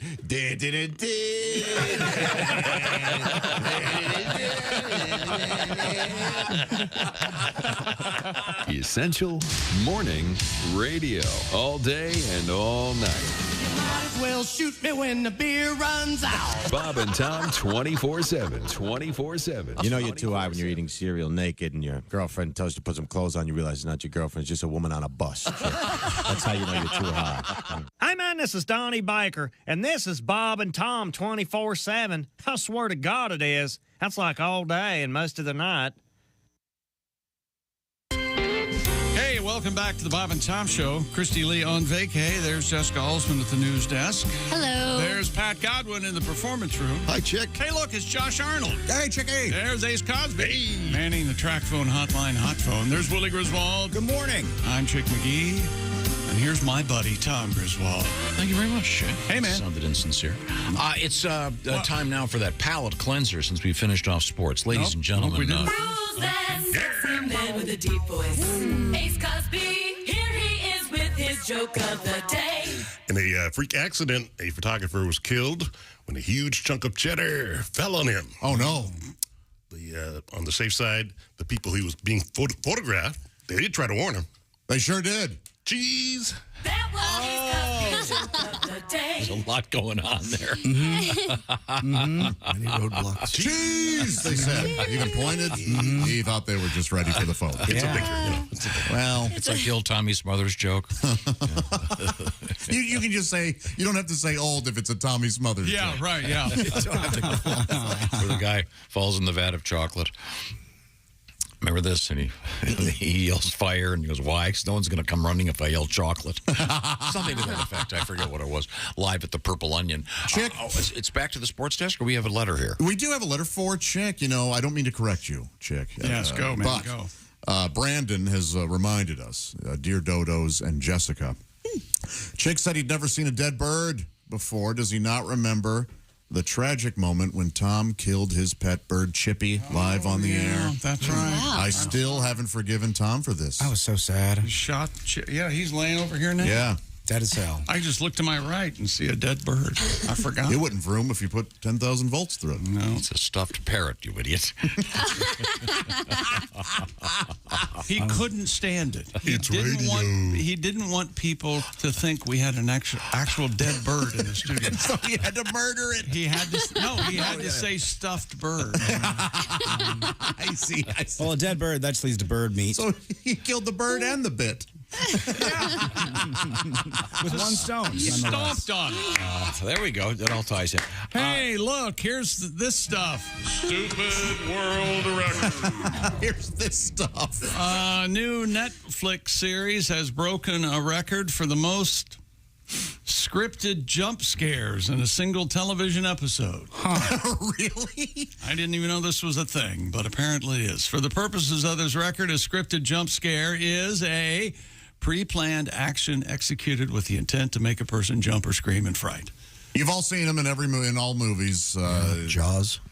Yes, big jump Every scares in time there. you close the bathroom mirror, Yep. there's going to be someone behind you. Right. That's a classic one. The scary parts of National Treasure. Oof, that was always good. So that's called a jump scare? Yeah, when it makes people jump in their seats. Oh, wow. The first episode of something called The Midnight Club earned the title with 21 jump scares in total. Is that based on the old R.L. Stine book? Sorry, didn't mean to bring things to a screeching halt. The show co-created by Mike Flanagan and Leah Fong. Oh, he's good, Mike Flanagan. Based on Christopher Pike's 1994 novel of the same name. Yes, Christopher Pike. He was the original captain of the Star Trek. Yeah. Starship. That's right. He was. Flanagan expressed interest in the record for the most on-screen deaths on TV, for which Guinness said it does not have a record holder yet. Well, he was R.L. Stine. Most deaths on TV would be the news, I think, would be the... Yeah, they've certainly got that See, record. that's the fun thing about it. You never know when he's going to go real. I'm going to have to watch that. Although jump scares are considered cheap. They're not really, real suspense. Yeah, but I could see that. Yeah. It's, what's that noise? You open the door, the cat jumps out. Like, Hey, but if you watch it on mute, it's not as scary, isn't it? It's the music. Oh, yeah, it certainly helps. Get you all set up. I love those. You're terrified. Do you ever watch the scary movie with the subtitles on and then it says eerie music Yes. plays? I love that. I love that it's someone's job to decide the emotion of music and write it down. Would you call it a jump scare in The Strangers? When all of a sudden the guy's like behind her on the couch, because when I saw that, I just started crying and turned the movie off. I would call that a start crying and turn the movie off scare. Okay. Didn't make you jump. It made you. So, I just was like, no. it's my understanding I was reading about this. They played this, because this is currently on Netflix, The Midnight Club, but they played it for a select group at some convention. And so they measured the jump scares. And oh, that's fun. Then they came out and told them about it, and the crowd jumped. They were thrilled that they were part of the experiment. Yeah, New York Comic Con was like last weekend, I think. Cool. Oh, is that what that was? It's probably there. Was it that, or was it TwitchCon? Oh. I know that's a thing. Boy, I saw something about TwitchCon. A porn star broke her back. Yeah. There. Are we going to talk about that? Yeah, we have a broken neck, apparently. Not doing her profession. Right. Oh, this sounds hilarious. Is she a quad or a paraplegic? I don't know. No, she had surgery. No. The record, by the way, for the most shockingly fake, the most shockingly fake overreaction. Howie Mandel in every episode of America's Got Talent. Oh, really? Is he always just blown away? Oh, God. I've never watched it. So That are the judges on any episode of The Masked Singer. Whoa. You think those are fake, huh? I think Howie's naturally amazed by some of the talent that he sees. I think he's naturally amazed he's still on television. Oh, come on. Howie has his own jet. He's amazing. Oh, no, I'm not disparaging the fact that he's a rich man. He's an American treasure. He has a show. Canadian treasure.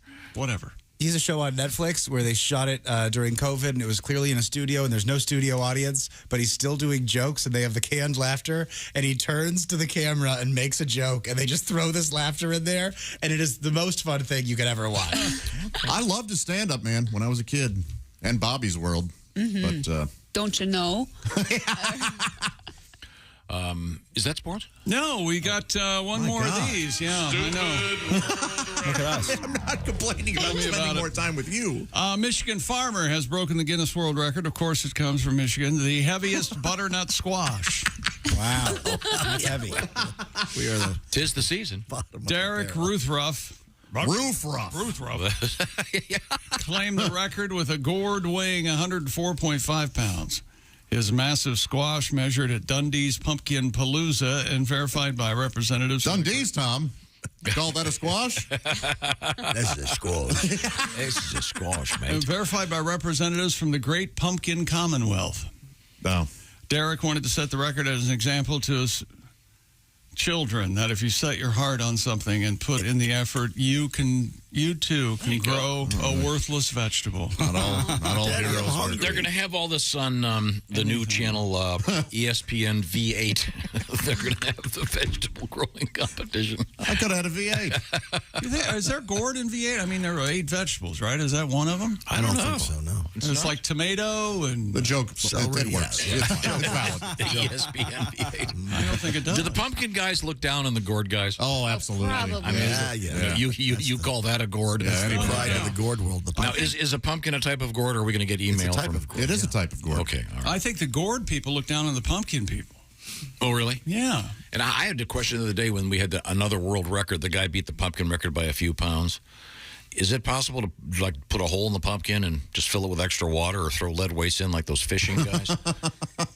How do you get a gourd to dry out and be like a maraca?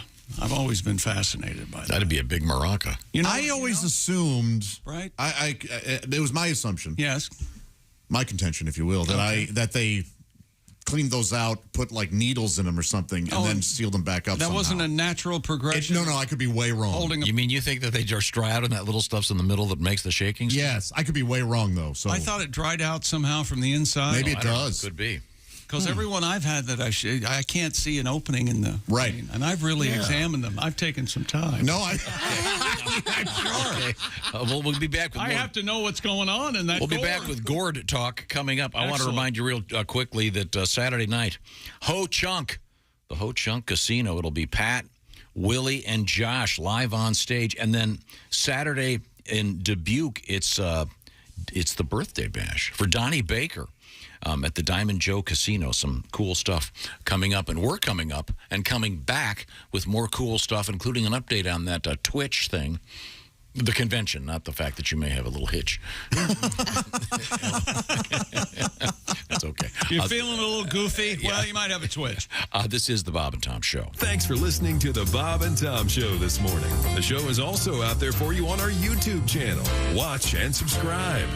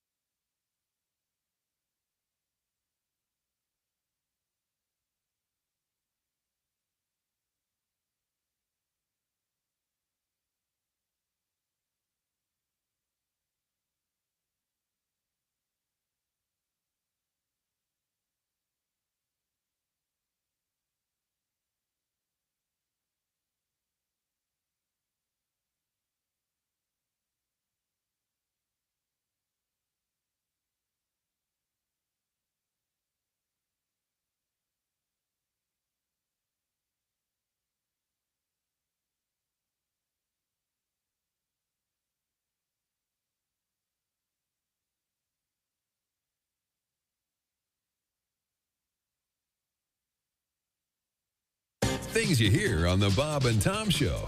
Comedian Renee Hicks has joined us in the studio. Morning, Renee. Good morning. Quite the sportswoman, I can Oh, tell yes, from your yes. And we were talking about the WNBA. I just want to know, will there be, feminine hygiene commercials, sponsoring it? Because I think those things got to go. They're just too damn nasty. I mean, they got to stop. They got to stop talking about women's genitalia. I mean, and these women talking about douche. We don't do that, men. We don't go to the beach talking about douche. You don't? No, we don't. And see, I never want to see a black woman do that. Mm-hmm. Because they would have her just acting crazy, just walking along going, oh, girl, I ain't seen you in Damn, Shaniqua. Is that you stinking like that, girl? Well, you need to douche your nasty ass. There's a whole family of seagulls following your nasty ass. Damn.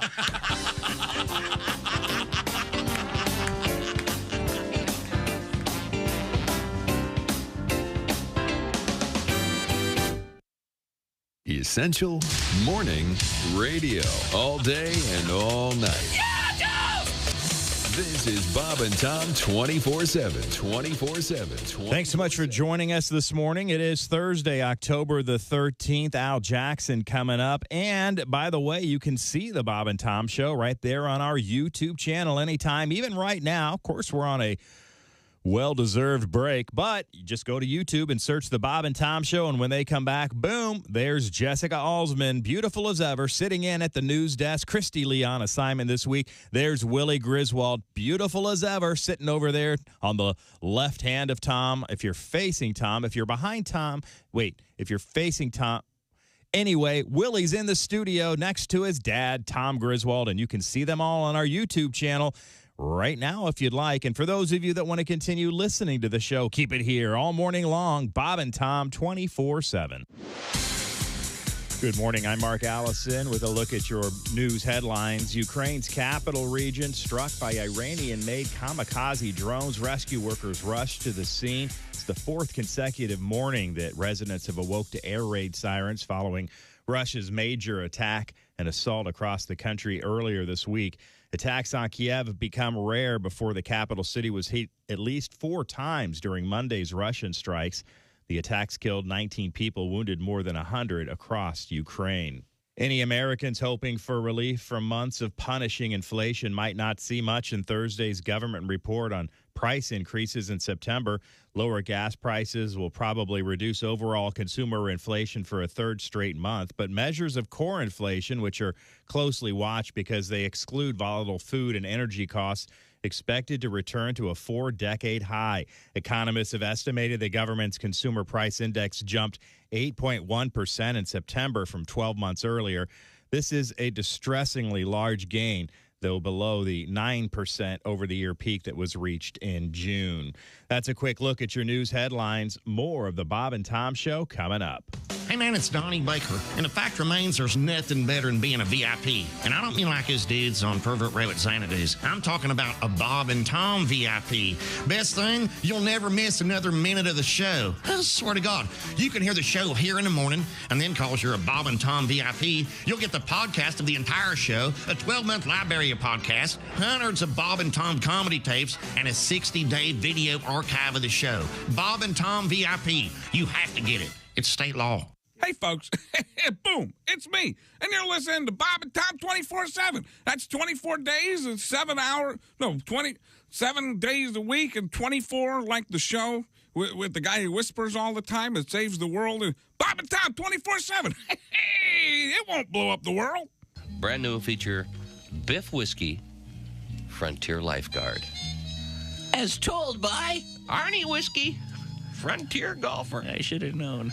Well, you know, I was a man about town, and also at the Whiskeyville Country Club and Salad Bar. Of course, the country club, we have our very own swimming pool. And, of course, we had to have a lifeguard for the youngsters there. Well, we hired a young fellow named Biff Whiskey, and he was the lifeguard, you know, at the pool. Well, this young fellow walks up to Biff, and he goes, "Excuse me, Biff, but what's the best way to teach a girl to swim?" Well, Biff says, "Come here, young fella." He goes, "Now, here's how it's done. First, you walk her slowly into the water, all right? Mm-hmm. Then you put your arms gently around her waist. Then you rub your hands delicately up and down her arms. Mm-hmm. Then just kind of lean over and softly kiss her on the neck." The young fella says, "Oh, wait a minute. I'm teaching my sister." He goes, "Oh, in that case, just push her in the deep end." Except in Kentucky. Jeez. I knew I should have held my ears for that. Thus concludes another exciting quick episode of Biff Whiskey, Frontier Lifeguard. Thank you very much.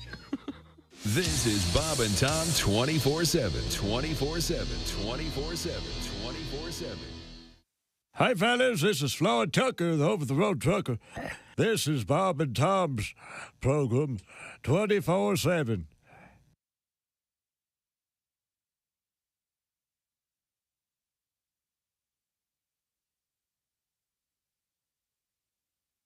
Please bring your kitties. Wait a minute. Hey, hi. Welcome back to the Bob and Tom Show. Sorry about that. Tom gets out in the woods, and I have to reel him back in. There's Jess Galsman. She's at the news desk. Hey, chick. There's Pat Godwin. He's in the performance room. Hello. There's Josh Arnold at the sidekick chair. Chicky. There's Ace Cosby. Hey. Manning the track phone hotline hot phone. There's Willie Griswold. Good morning. I'm Chick McGee, and here's Tom Griswold.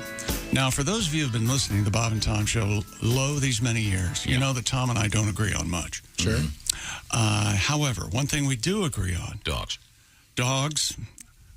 Okay, the second thing we agree on is the fabulous television show, The Repair Shop. Oh, yes. Made available from the fine folks at the BBC. I think it runs on Discovery Plus, I believe, or one of those. It's good stuff. But anyway, Jay Blades, he's the guy who runs the repair shop. He assigns the repairs to the various artisans. Brother of Jack Blades, the great Nope, not at musician. all. Don't bring a crappy band.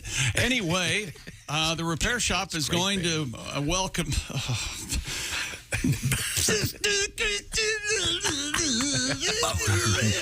You can still rock in America.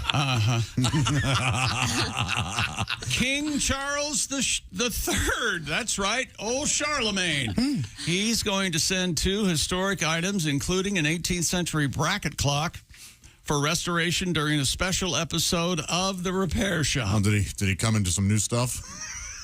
Oh, man. Think he's cleaning the house over there? Oh, boy. At last we could finally get rid of this horror. We need to explain what this show is about. People will bring in... amazing items. Like some kind of antique clock, and these guys will repair it. And some of the stuff they have to create... they'll have to recreate some obscure part and figure out how it would work. It's very detailed. It reminds me of I was saying off the air, one of my top 10 favorite movie scenes, any movie, any genre, is Toy Story 2, where the old man repairs Woody. Love that. It's just a great scene, and that whole show kind of makes it. It's just, this is so nice, and they're getting a new flywheel flange 64 gear thing put together. It's really fun. And then they'll have a story. Like my favorite one was, I think, a grandfather of someone or a great grandfather was at sea for like years, and when he died, they had this leather-covered trunk that they needed to get redone, and it had gone around the world. I saw that one. Or something, and they redid the trunk, and it was just beautiful. Now, the problem people are sobbing. Yeah. There's one issue with the show, and that's they never say the cost. So sure. I'd love for them to go, as you can see, they go through the whole 20 minutes of what they did and how they... now, that'll be $22,000. Exactly. Nigel's been working on this for 6 months. Right. By the way, Nigel's new Jaguar.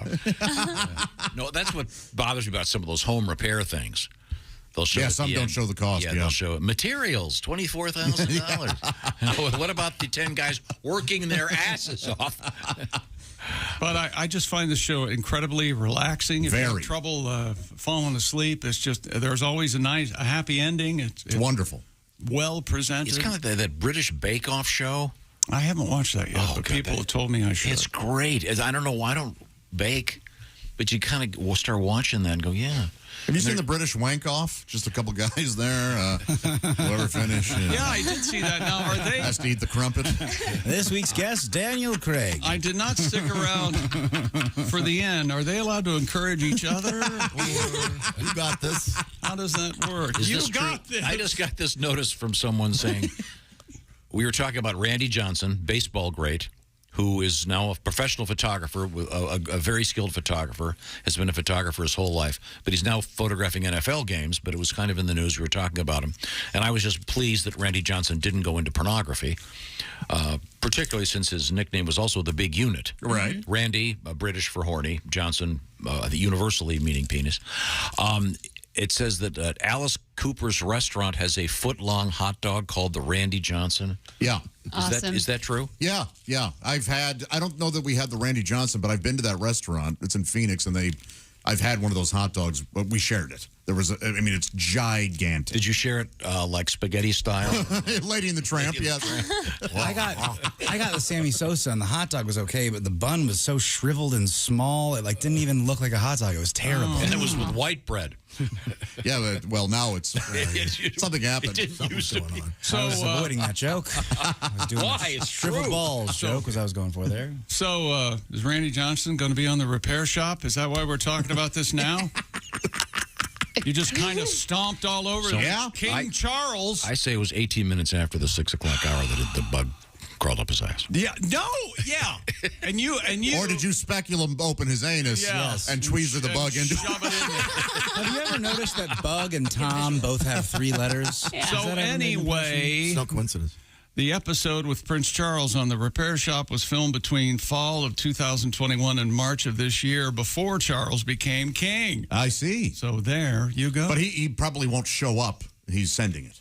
I can't imagine just Charles. I bet he'll be there. I beg to differ. If it was before he was king. He's there. Oh, He's there. Well, that's got to be seen. With Jay Blades. There he is. And they're singing Sister Christian with the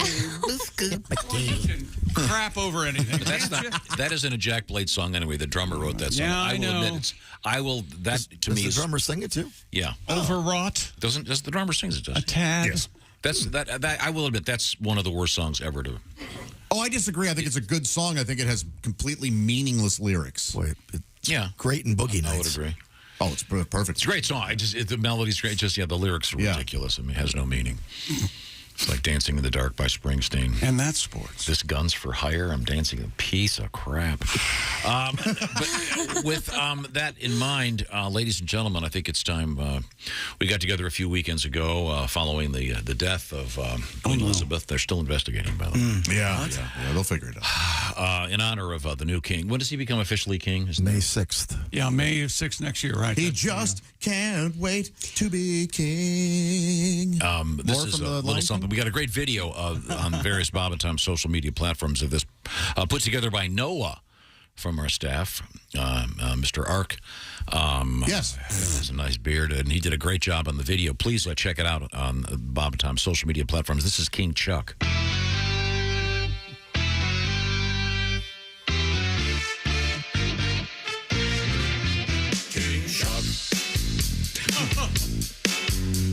When Charles was a young prince, he never thought he'd be king. Finally ruling England at the age of 73. King Chuck. The Queen was his mama. Lucky Chuck. She used the Oxford comma. Born in the royal palace, hands never callous. King Chuck. Now that his mama's gone, I hope he doesn't fail. What exactly did he do as the fancy Prince of Wales? King Chuck. His teeth and ears look big and funny. Will they fit on stamps and money? Or in the royal palace, hands never callous. King Chuck.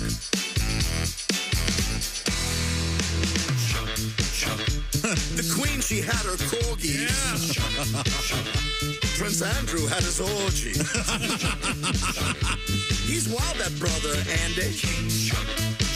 On Epstein Island, dude got randy. Prince Harry moved for good out to Hollywood. King Chuck.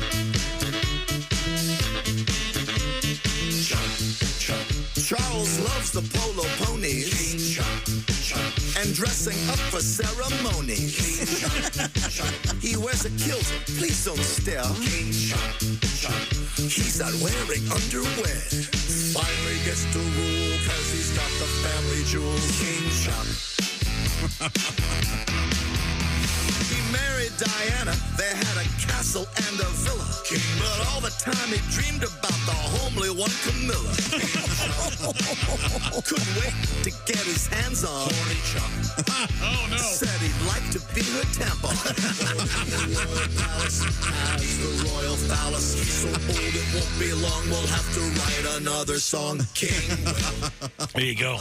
Patty G and company. Special thanks to Matt Roush, the best man I know, and a great musician. He helped us out with that. And our apologies to Mr. Steve Martin and company and King Tut. And by the way, For those of you that don't recall, the tampon line is not gratuitous, like almost everything else on this show. That was a true story. Do you remember that, Josh? Yeah. Charles told her, texted her or emailed. I believe there was a phone conversation. Phone. That's right. Yeah, conversation. Yeah. Would you think this would be sexy, Jessica? No. That back in the day when you were. I know no. Obviously, he's very poor with romantic words. He was trying to think of anything to woo. Got no game. Yeah. I think Boys got no game. the richer you are, the more sexually weird you become, I think that just nothing is good enough for you because you have everything. We're going to find out that Big Papa over there has the most extensive collection of erotic flamingos you've ever seen. Right, something. Yeah. But I mean, a gentleman never tells. I've never been a porn guy. Not there's anything wrong with that. I know Josh is a big fan, and Willie's a big fan. It's never been my thing. What? You're not a fan of porn? I mean, I enjoy it from time to time. Also, I stole Playboys from you growing up, so shut up. You had a bunch of Playboys in your room. Willie, you've seen my T-shirt. It says, I bought it for the interview. That's right. And I actually believe it. You bought the subscription for 3 years for the interview? Sure. This one, Gore Vidal. This one, Norman Mailer talks about pubic hair shaving. Of course. I'll never forget that day. Sam comes to me and he goes, "You got to come into Dad's room right now." I go, "Why?" He goes, "You just got to come in here right now." And we were never the same. Wow. Yeah, it'll change you. Did you guys do it back to back or facing each other? We had a bunk bed situation. He's up there, I'm down there.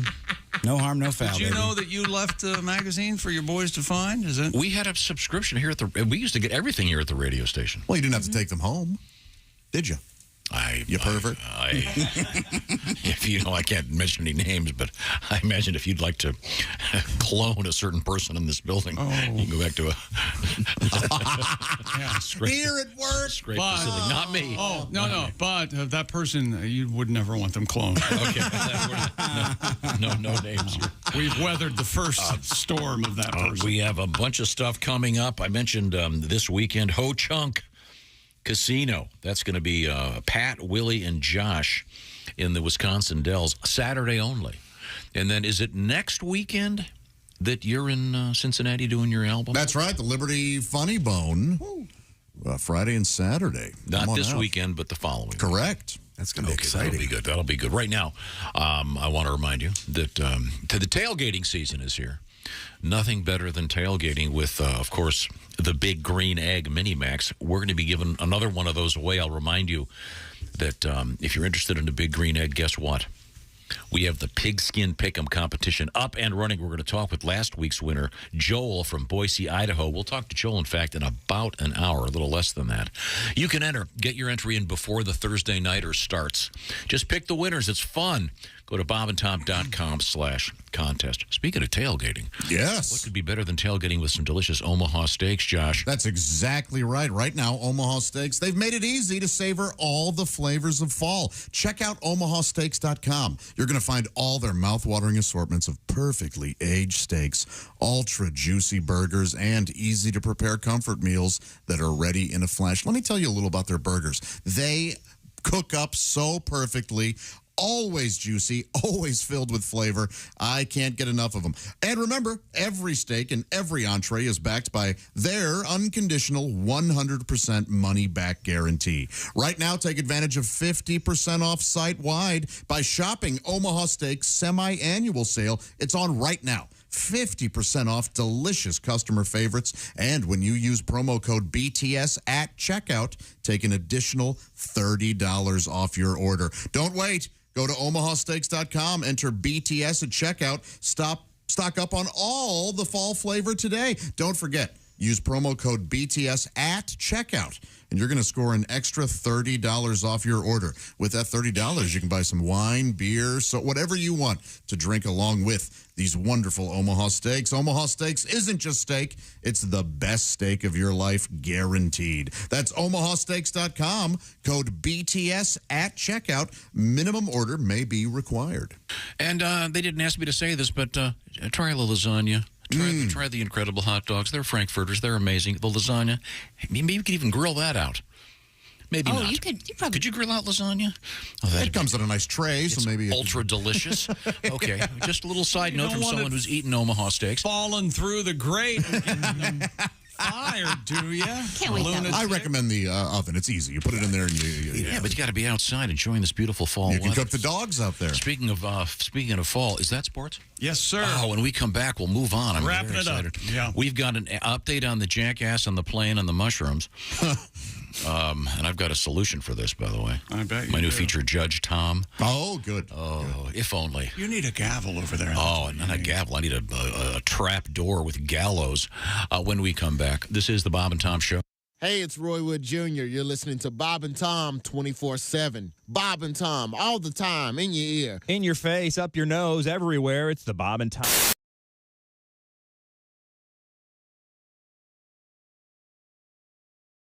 Hi, everybody. Chick McGee here from the Bob and Tom Show. I want to tell you about the NFL season coming up. We got together with the folks at Big Green Egg, and each and every week, you're going to have a chance to win a Mini Max Big Green Egg during the Pigskin Pick'em program on the Bob and Tom Show.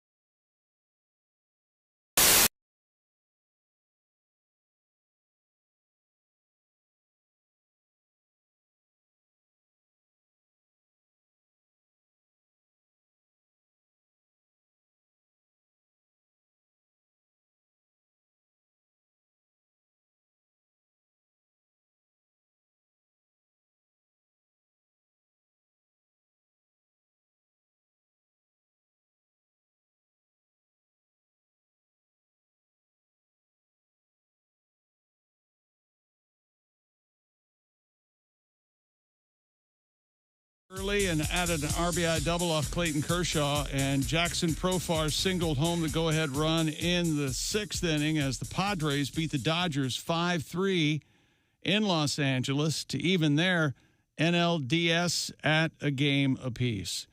In Atlanta, Kyle Wright threw 6 innings to outduel Zach Wheeler, and the Braves even their NLDS at a game apiece. A 3-0 victory over the Philadelphia Phillies. Rain delayed the first pitch by nearly 3 hours, and Wright surrendered just 2 hits. From the NFL, Miami Dolphins quarterback Tua Tagovailoa returned to practice yesterday in a limited capacity.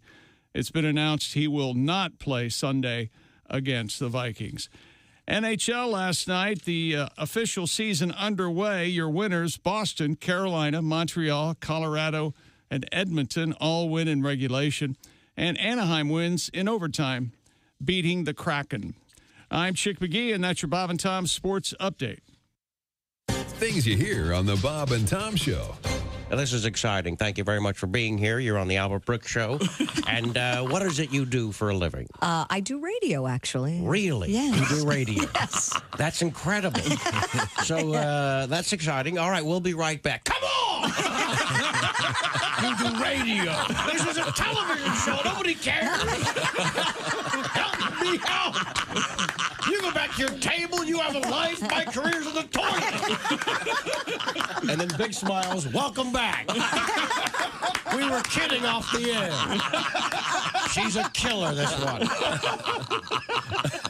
So you were telling me before that you do radio. Yes. That's exciting. What do you do actually in radio? I do news. You do news? Yes. Really? I'm a newsreader. You are a newsreader. Yes. I didn't know. That's Yes. great. We'll be right back. Come on! You read the news.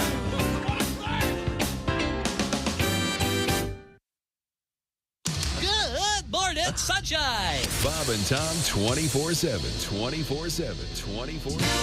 Frigamall Broadcasting presents another Bob and Tom Olympic moment in history. The year was 1896. The place just outside of Athens, near the town of Stactontopolis, Greece. While preparing for the first modern Olympics, organizers were forced to eliminate a track and field event. in what will surely go down as the biggest bloodbath in Olympic history, runners from 5 teams were injured at the initial time trials of the 100-meter razor hurdles.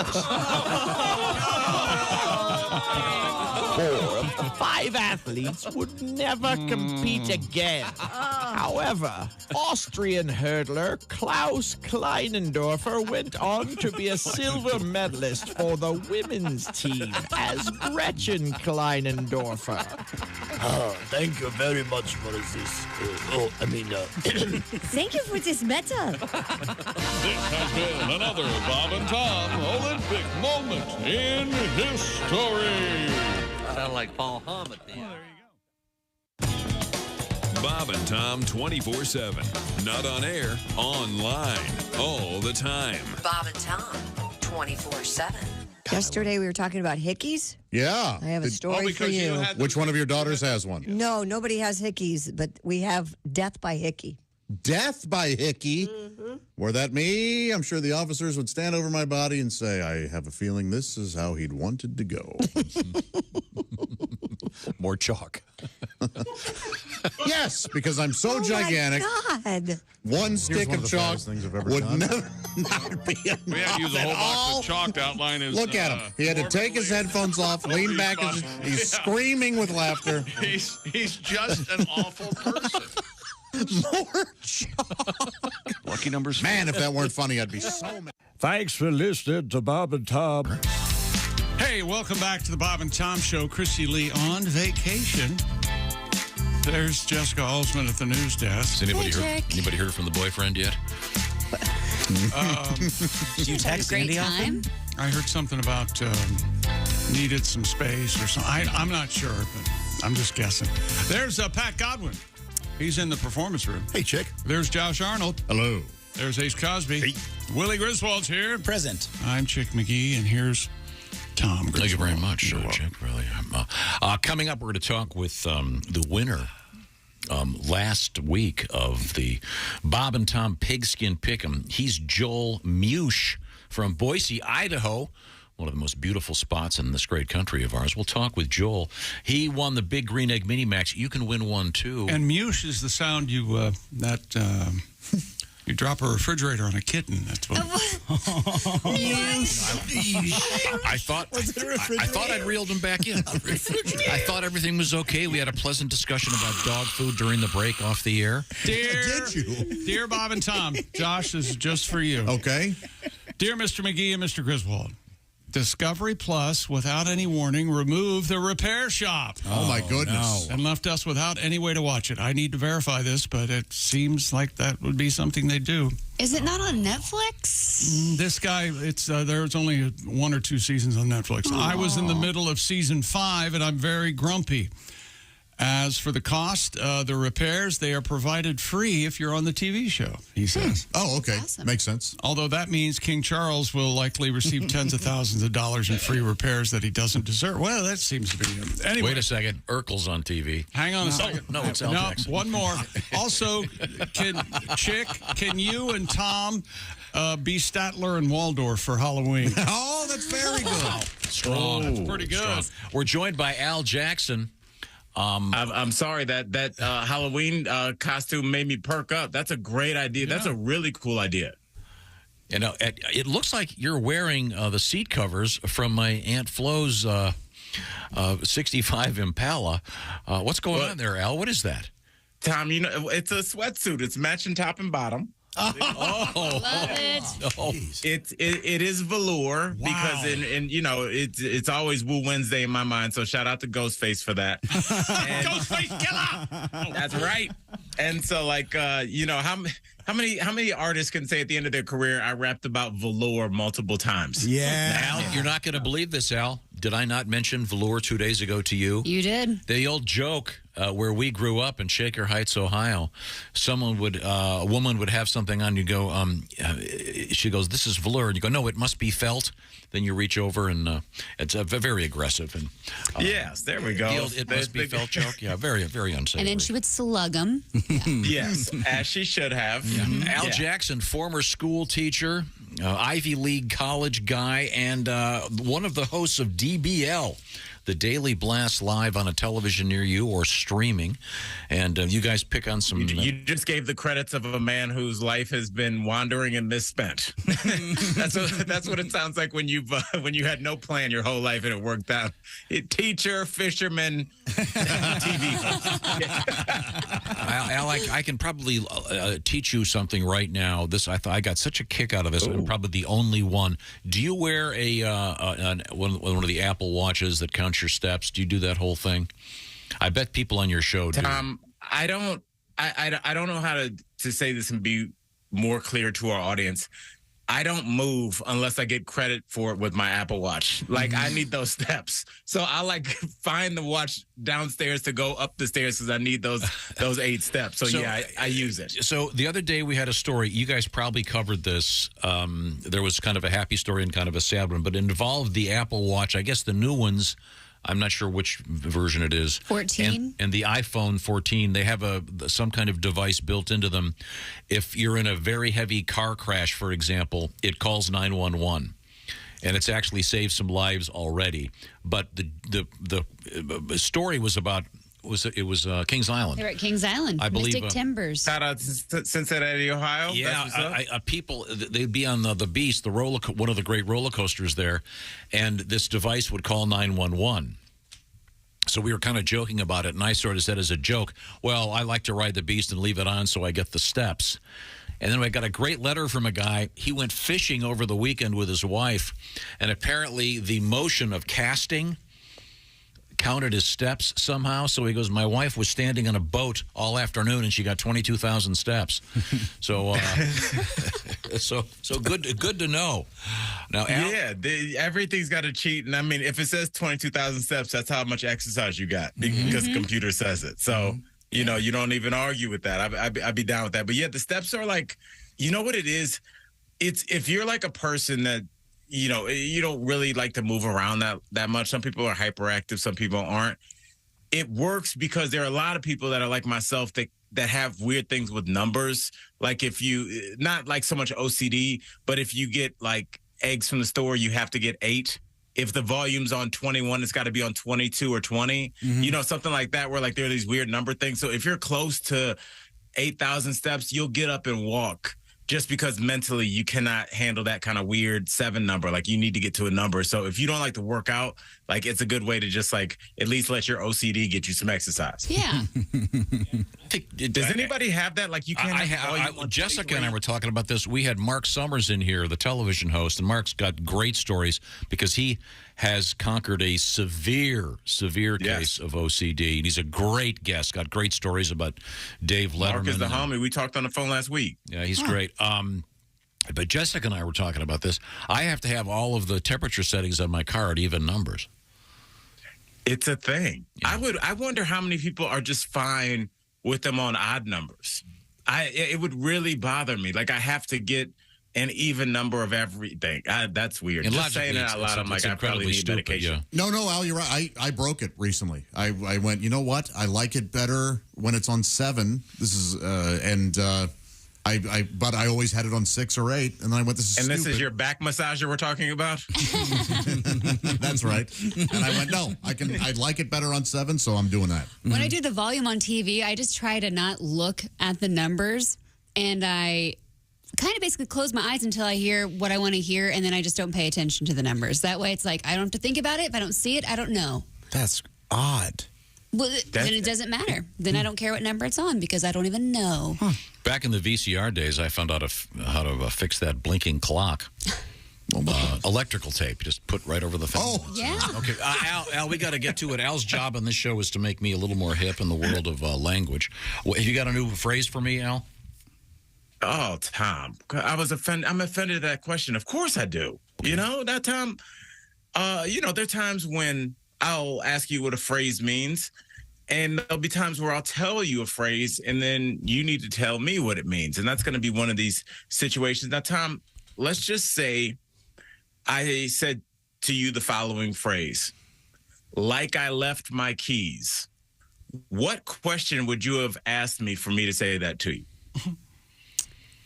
Wow. Like I left my keys. This does not involve... Think logically. Okay, this does not involve a sexual encounter with a very large woman. You know, the old find my keys and I'll drive out. Okay, sorry. Like I left my keys. I could flip a coin in there. Is that big enough for you? Oh, sorry. Like, anybody have an idea of this? You went back in there? Like, man, I had to go back. Yeah, yes. Oh, nice. Like you're coming right back. Yeah.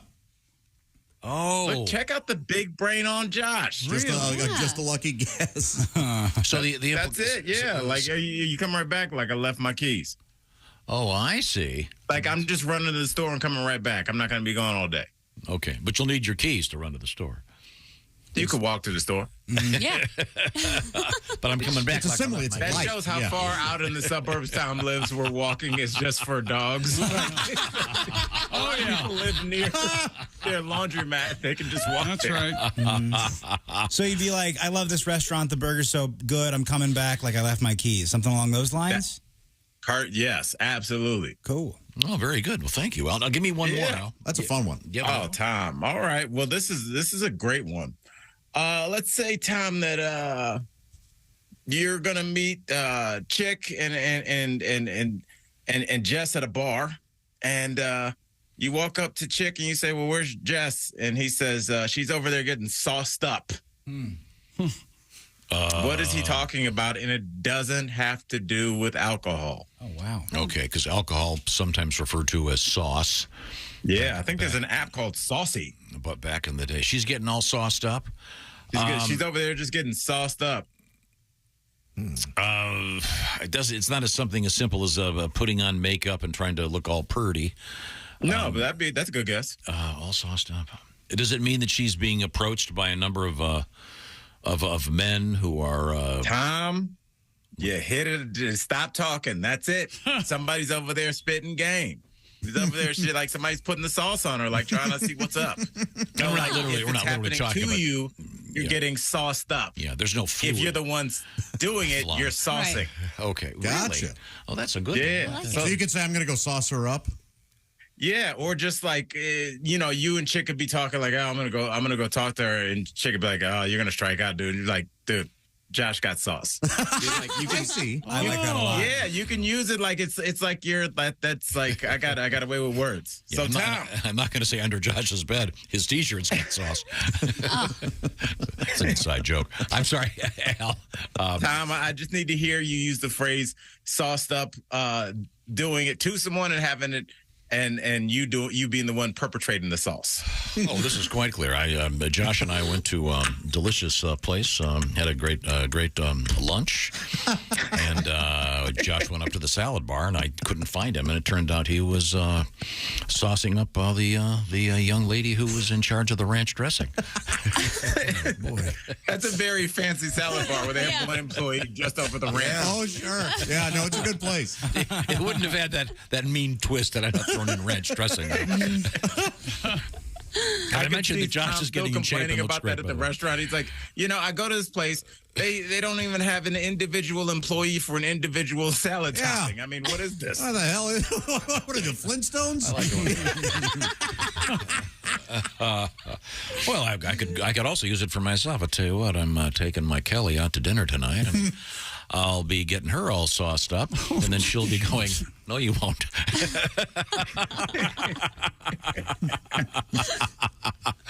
You really are taken. Only people get that. Al, are you on the TV today? I am on the TV. We got some fun guests. I believe I just looked, but I think Danny DeVito's back on the show today, so that'll be fun. That's great. Wow. Yeah, and you know what? It's Josh. It's so cool. Sometimes, like, because you meet people and you're like, thank God you're cool. Yeah. Where you're so, they say that don't meet your heroes. And I mean, I'm not telling you guys anything. I'm sure you guys have had people that you're excited about and you're like, oh, you're a guy that needs this in your green room. Boo. But he's great. Cool. Very cool. Yeah, that's always great when you have somebody that's famous and they're incredibly cool. And it happens more often than not, actually. The show is Daily Blast Live. Are you doing any live comedy anytime soon, Al? I am. From my Chicago Midwestern folks, if you want to make the pilgrimage up, I'll be at the Comedy Bar in Chicago, October 21st and 22nd. So get your tickets. I'm going to record finally my post-COVID album. I've been working on it for a while, so we need to get this material done with so I can keep writing more ridiculous jokes. But yeah, so I'm going to be recording that weekend. So if you're anywhere close, come on out, say what's up. Bob and Tom people, y'all show up. All right. A lot of people talk. Now, will this That's who's at the show is Bob and Tom people, so I appreciate y'all. Will this have the breakup material?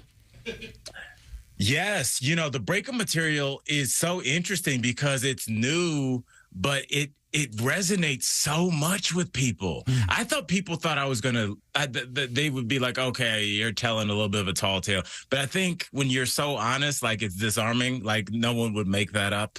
So yeah, it's really effective. And it just shows how many people are in super bananas relationships where they could be like, that might have happened to me, but I dated somebody where they could have done that. So yeah, it's out there and there'll be breakup material, but there'll probably be more. In Al's defense, he sent me pictures. She indeed uninstalled the ceiling fans. Oh, my gosh. Oh, ceiling fans sold my bed. Sold my That's very bad. Comedically, I feel bad for you. It's the little things that, like, when you list the big things, like, yeah, she stole my sofa and my bed and all that kind of stuff, my tape. But, like, it's the things that you don't think about in your house, like things you go to reach for, like when you get out of the shower and you're like, damn it, she took my Q-tips. You know, like, oh, man. Oh. That's almost worse. Yeah, petty. Just took all the spoons. Took my man shaving stuff. Oh, it's awful. She did. No more manscaping for Al Jackson. Al Jackson is one of my favorite human beings. Watch him on Daily Blast Live, please. Thank you, Al. See you, Al. Hey, I love y'all. See you, buddy. Boy, I hope she didn't sell Al's sleep number bed. What's your sleep number setting, Chip? 100. I like a firm mattress, Tom. That's very interesting. The sleep number stays firm. And then the bed has two sides, and either side of the bed has its own sleep number setting that can be changed at the touch of a button. So you could go from 100 way down to, say, 40 and have a much softer mattress just by clicking the switch. How cool is that? I know Christy Lee's has a 45 sleep number setting. That's mushy. That's like a water bed. What you want to do is pick the one that's best for you, and the sleep number bed actually helps you do that. And now, Sleep Number has gotten all scientific here. Science tells us that regulating your sleep temperature leads to higher quality sleep. And that's what this is all about. Every great day starts the night before with great proven quality sleep from a Sleep Number bed. And they've got something new at Sleep Number. It's called the Climate 360 Smart Bed. It's the only smart bed in the world that actively cools, warms, and responds to both of you. This is really cool, especially this time of year. I like to call it the beginning of the sleep season. Don't miss out. Sleep Number's special introductory offer is happening as we speak on the new Climate 360 Smart Bed. Details can be found at sleepnumber.com/BT Show. That's Sleep Number, the official sleep and wellness partner of the National Football League. Check it out, sleepnumber.com/BT Show. Coming back, we have an update on the lunatic on board the plane on magic mushrooms. And Josh, we've got a Bigfoot story for you. The signs are up saying, warning, beware of Bigfoot. Okay. At a state park. This is the Bob and Tom Show. For a complete copy of the Bob and Tom Show contest rules, go to bobandtom.com/contest-rules. Or just scroll down to the bottom of the page and see contest rules. This is the Bob and Tom Show.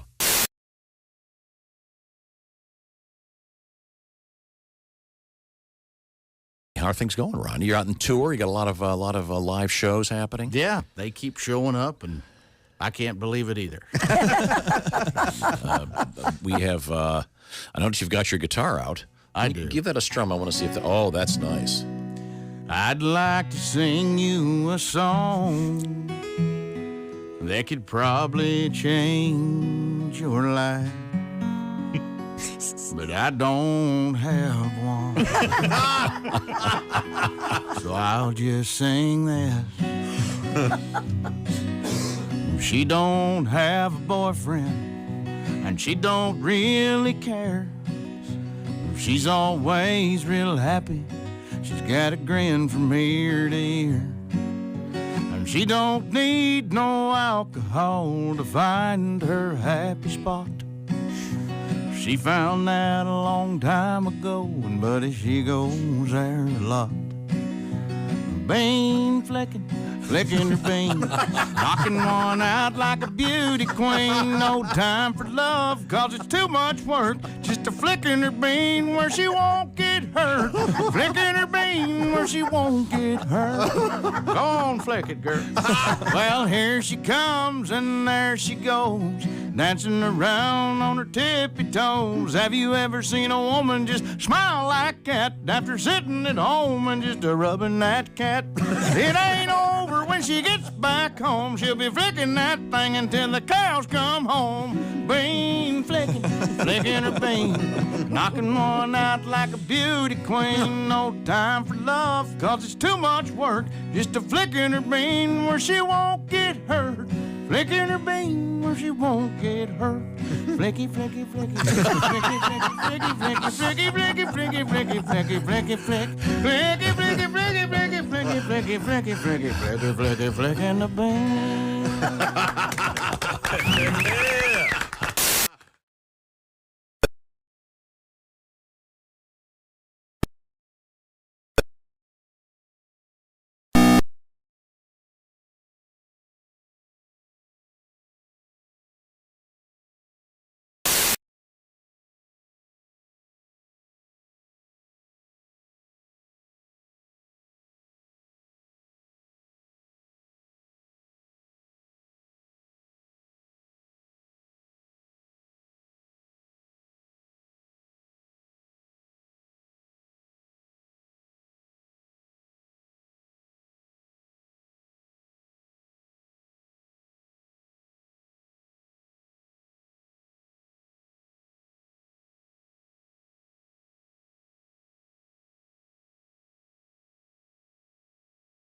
Thursday edition, AllieBreen.com, and across all social media, Snapchat, Facebook, Instagram, Twitter, blah, blah, blah. That's Allie Breen, and she is on the way. Coming up on Bob and Tom 24/7. Good morning, I'm Mark Allison with a look at your entertainment headlines. Andre Bocelli suing an air charter firm for giving him an old, noisy airplane and for telling him when the ride would get bumpy. Bocelli filed a lawsuit in New Hampshire against private jet services. Bocelli has a fear of flying and requested a jet no older than 4 years to reduce noise, as well as no onboard announcements about weather or air turbulence. The suit says during a December 2nd flight, the company flew Bocelli in a plane manufactured back in 1996. It also says a flight attendant announced they should expect a bumpy ride before landing, causing anxiety for Bocelli. The lawsuit says the company apologized and canceled the last 5 flights because it could not find an acceptable aircraft. Bocelli's lawsuit said he did not get a refund and was forced to charter new flights. A representative for private jet services did not return requests for comment. Tapes that were recorded for Johnny Cash's autobiography form the basis of a new documentary about him. The film Johnny Cash, The Redemption of an American Icon, uses more than 100 tapes that have never been heard outside the family. It also includes interviews with Sheryl Crow, Tim McGraw, Marty Stewart, Winona Judd, Jimmy Allen, and Alice Cooper. It will run in theaters for 3 days only, December 5th through December 7th. Again, the film's called Johnny Cash, The Redemption of an American Icon. And that's a look at your entertainment news. More of the Bob and Tom Show coming up. Think you know your pro football and want to put your knowledge to the test? Then play Pigskin Pick'em every week at bobandtom.com. This is your chance to win a Mini Max Big Green Egg. Just pick the winners of this week's pro football games and you could win a Mini Max Big Green Egg. Head to bobandtom.com/contest and play Pigskin Pick'em. And don't miss the Chick McGee Shoe-In of the Week, Thursdays on the Bob and Tom Show. Hi, this is Dr. Will Miller, and you're listening to Bob and Tom 24/7. Rick Schrader is our guest. Rick is a newly married new dad. Yes, I have a 4-year-old daughter now, she's a doll. Her name's Maya, and she's beautiful, but I'll tell you, she's fallen under the sway of the evil purple one. You mean... Yes, Barney. Barney the dinosaur? Every morning, I love you. I haven't digested a breakfast in a year for listening to Barney on the and those amazing robot Stepford-like children they have surrounding him, and the realistic portrayals of kids. Now, hey, Barney, let's clean our room and then pray. You know, just, where do they get these kids? You know? Off the Mouseketeers directly to Barney, and you know, it's amazing. You know, the kids love Barney. Mm-hmm. They love him. Oh, yeah. You know, that's going to be the next Waco type disaster. Barney and his followers in a Quonset hut outside Dallas. You know, sharing means caring, Billy. So strike the match. You know, next thing you know, polyurethane Barney suit goes up like tinder.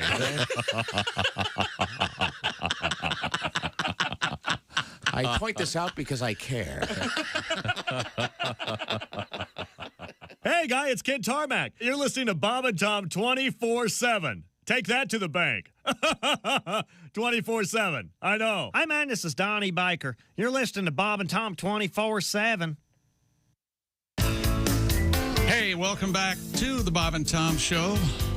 Jessica Alsman at the news desk. Hello. Christy Lee on vacay. There's Pat Godwin in the performance room. Hey, chick. There's Josh Arnold. Hello, my friend. Okay. There's Ace Cosby. Manning the track phone hotline, hot phone. There's Willie Griswold. Yo. I'm Chick McGee, and here's Tom Griswold. We're back like we left our keys. That's great. Did I do it right? Yeah. Did I do it right? I don't think so. I didn't Okay. do it, and I didn't do it right. To speed things along, I'm going to go, yes, it was perfect. Thank you very much. You're welcome. Coming up, Sexy Time. With Allie Breen, a very special edition of Sexy Time. Well, really laying it on today. That's nice. Nice. Yeah. Really. Must be the coffee. Putting some stank on it. Yes. Need some sauce Also on coming it, up right? in just a few minutes, am I correct in saying it'll be the shoe-in of the week with special guest Joel Mush from Boise, Idaho. He's our Week 5 Pigskin Pick'em winner. You could be a winner this next week. All you got to do is pick all those games starting tonight. So get your entry in before the Thursday nighter. All you got to do is pick the winners. Go to bobandtom.com/contest. Right now we turn to Ms. Alsman over there at the news desk. What's happening? Got an update on the man high on magic mushrooms. Federal prosecutors are saying a man who was high on the magic mushrooms caused havoc on a United Airlines flight. According to an affidavit, Mr. Charu Selvilla began exhibiting disturbing and uncontrolled behavior an hour into the flight from Miami to Washington's Dulles International Airport. Dulles? This whole Airport. time? Yes. Yeah. This really rocked your world It there, did. I'm sorry. Named after John Foster Dulles. I thought it was Jeff Doles. Who's Jeff Dulles? Doles? I love that you have a backstory for this reason. Dulles. You've never flown into Dulles? I don't recommend I did, it. but I just looked at the letters. That's the place that has the weird Star Wars buses. Yeah. You know what I'm talking about? The Transport. I've never flown into Dulles. It's don't. It's got. Well, how do you describe them, Pat? Star Wars like transporters. Yeah, like the wheels, long legs. The bottom of the bus is 10 feet off the ground. Weird. Like an AT-AT. It's crazy. Have you ever been so stupid as to fly into Reagan and then fly out of Dulles, but think you're flying in and out of Reagan? Oh, and you go to the and then wrong... show up at Dulles and, well, this flight leaves from Reagan in about 20 minutes. You better hurry. Something like that. No, have you? Oh, yeah. Okay. Oh, hell yeah. Well, the man allegedly broke a piece off a locked lavatory door. Not a laboratory. That'd be cool. The laboratory at Dulles. Get out of here. There's a laboratory on board the plane. Yeah, that's at Dulles. We're bringing people back to life in first class. There's ghouls at Dulles. I'll tell you the story. This jackass is running up and down the plane. He's shoving his face in front of people and just smiling like 2 inches from their face. What a weirdo. Well, mushrooms. Eventually, there was a cop on board, fortunately. They subdued this prick, handcuffed him, and he has admitted that he was consuming psilocybin before boarding the flight. Why would you even want to do that? Man. Even if you enjoy that kind of thing, go to a Fish concert and do it, not a Spirit Airlines flight. This is the thing. If I were the judge, I would recommend sending the guy back up and letting him deplane at 15,000 feet. Right this way, sir. We've got oranges for you. Yeah. Next trip, he'll be taking the bus. But did you see the part? Let me see if it's in this version of the story. Here we go. Special Agent Daniel Markley said that Mr. Sevilla, I'm not sure, continued his outbursts, screaming, laying on the floor of the airplane, jumping up, grabbing a flight attendant's breast and twisting it. Jeez. Apparently trying to dial in Moscow. Did you ever do that, Josh? The tune in Tokyo? The tune in Tokyo thing with a lady friend? I have, I've not. I've not done that. You never have? I would assume actually said the words "tune in Tokyo." I've never heard that phrase, but I know what you're talking about. Yes, it would be an intimate moment with you and your breasts and some hands that weren't yours. You've said tuning in Tokyo to the person. No. Yours truly? Yeah. God, no. I was just hoping that Willie says he has said it. I am a huge fan of a bedroom bit. I love a little bed joking around. Guaranteed. I've done that this week. What are you talking about? It's a good time. Loosen up in there. Have some fun with your lady. There's plenty of fun. You should have fun. But I thought you meant like you just did it. Not in the throws, like in the playful throws. Oh, no. Like on a playground or whatever. This is like a little pre-bed goofing. That's all we're doing. We're having fun. Being silly. I'm doing an English accent, maybe a Borat voice. I'm having a fun time. Well, I'll check the oil if you got to, whatever. If this is a word, fun. Consensuality, if that's a word, is a factor with that. Exactly. In this case, this guy's just a deranged jackass. And again, I know that I don't know much about physics, but they can't open the door and kick this guy out, which would have been fine with me. That or have a thing that drops him into baggage. Hope you don't freeze, a-hole. Boom. You get to ride with everybody's suitcases. Anyway, we have an update in the Talking Head song. Really? Cool. He's high on mushrooms out of his seat, screaming the miles in his bare feet. So they cuffed his hands to his chest after he grabbed the flight attendant's breast. He's a psycho flyer. What the hey? He's far nuts. Cops came and took him away.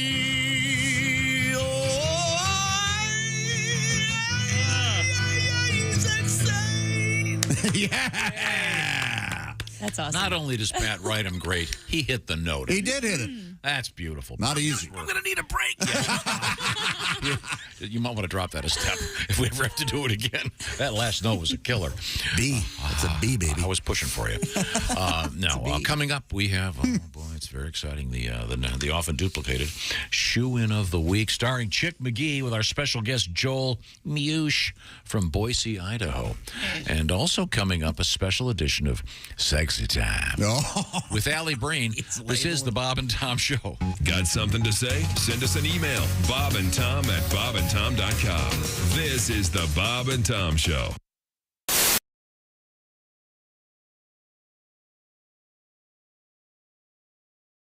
How are things going, Ron? You're out on tour. You got a lot of live shows happening. Yeah, they keep showing up, and I can't believe it either.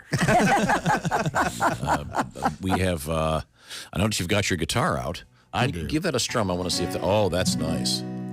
I'd like to sing you a song.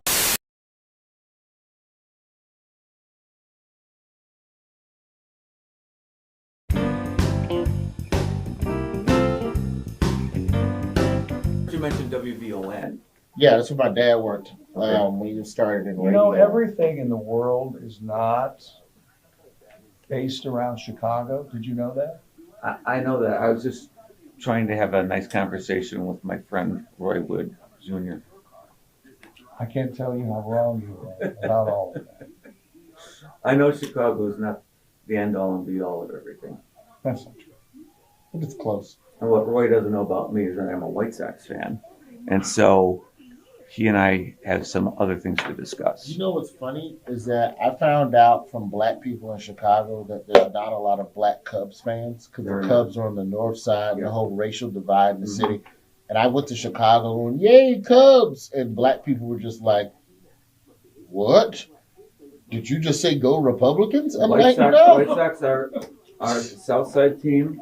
I'm a Southside guy, and I'm very proud of the ethnic diversity of our fandom. It's really good. The Cubs had a black guy with a Jerry curl. It doesn't get more progressive than that. Have the White Sox had any Jerry curl players? Hi, how are you? Maybe Sammy Sosa. How's it going? Sammy Sosa was a White Sox first. Roy is he going went to try Rangers, to put White his Sox, Cubs. foot behind his head.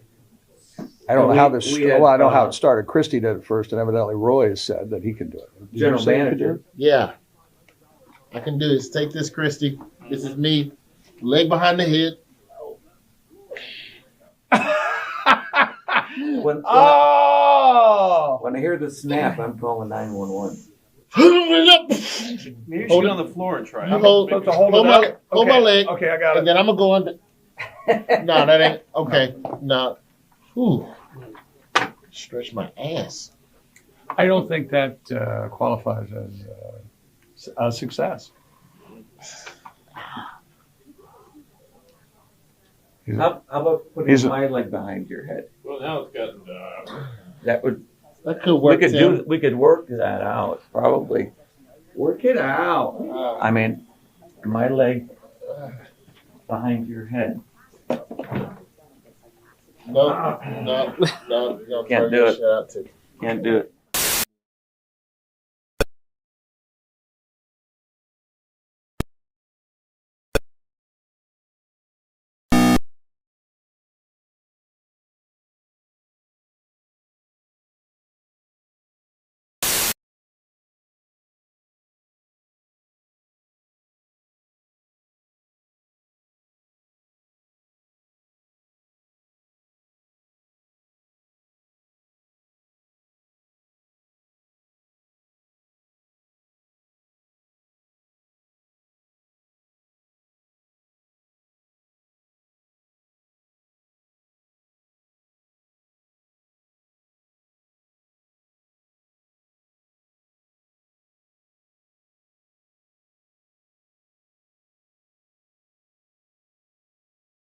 Russia's major assault on the country earlier this week. The attacks killed at least 19 people, wounded more than 100 across Ukraine. And that's a look at things you may have missed. More of the Bob and Tom Show coming up. Ladies and gentlemen, Bob and Tom. I swallowed a marble once, but we didn't do anything about it. I wanted to do that thing where you can throw popcorn up in the air and catch it in your mouth. Oh, God. So I thought I would practice with a marble. Could it still be in there? I don't know. You know what? I'll have to ask a doctor. Or it made its way out and was surrounded, so I didn't hear it clink in the toilet or whatever, you know? So your presumption is that if you shat a marble, it would go plink? I would think Don't you think so? Yeah. Like when a cowboy spits in a bar. Bob and Tom in the morning and highlights all day long. The Bob and Tom Show, weekday mornings at 6 a.m. Eastern on Bob and Tom 24/7. Morning laughter just might be the best medicine. If you want to turn your daddy parts orange, eat some Cheetos and watch some porn. Bob and Tom 24/7. Well, let's get a serious tip from you. When you get pulled over for a traffic thing, what's your suggestion? What do you do? Just be polite. Yep. Yeah, I can. If you say yes or no, sir, more than likely you're going to get off unless you just run into a jerk. And You're not supposed to get out of the car, right? No. You know the best thing to do, and what I always do at night, if they pull me over, I always flip on my dome light and put my hands on the. And they always say, "Oh, you've been arrested before." And I go, "No, I'm an ex-cop." And then all of a sudden, everything just smooths. Now, how do you prove you're an ex-cop? Do you have some kind of special signal? I just say I make more money now. And they know that you're. They know I'm. I see. Okay, good. I'm so doing that, telling them I'm an ex-cop. You don't ever say you know a cop either. Oh, really? Because then the automatic response is, "Yeah, I know him. I hate him." Oh, they must know the same cop we know. Wow. That's sad. That's the automatic response. Oh, really? That's the worst thing you can say. But I got a friend that's a police officer. So I have a free pass. Yeah. Right? You can't pull me over. I'm assuming I can go on with my life. Hey, I give to the police fund. Does that help if I have the bumper sticker in the car? No. That's the first thing they look for. Yeah. Sorry. Every drug dealer in the world has one of those. Boy, you're a chump. You just paid for our last keg party.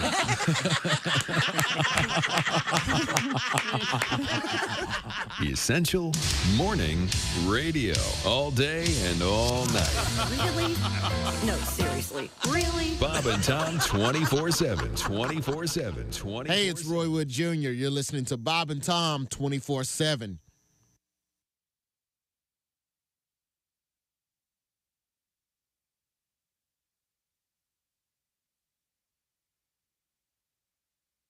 The windows, do it now.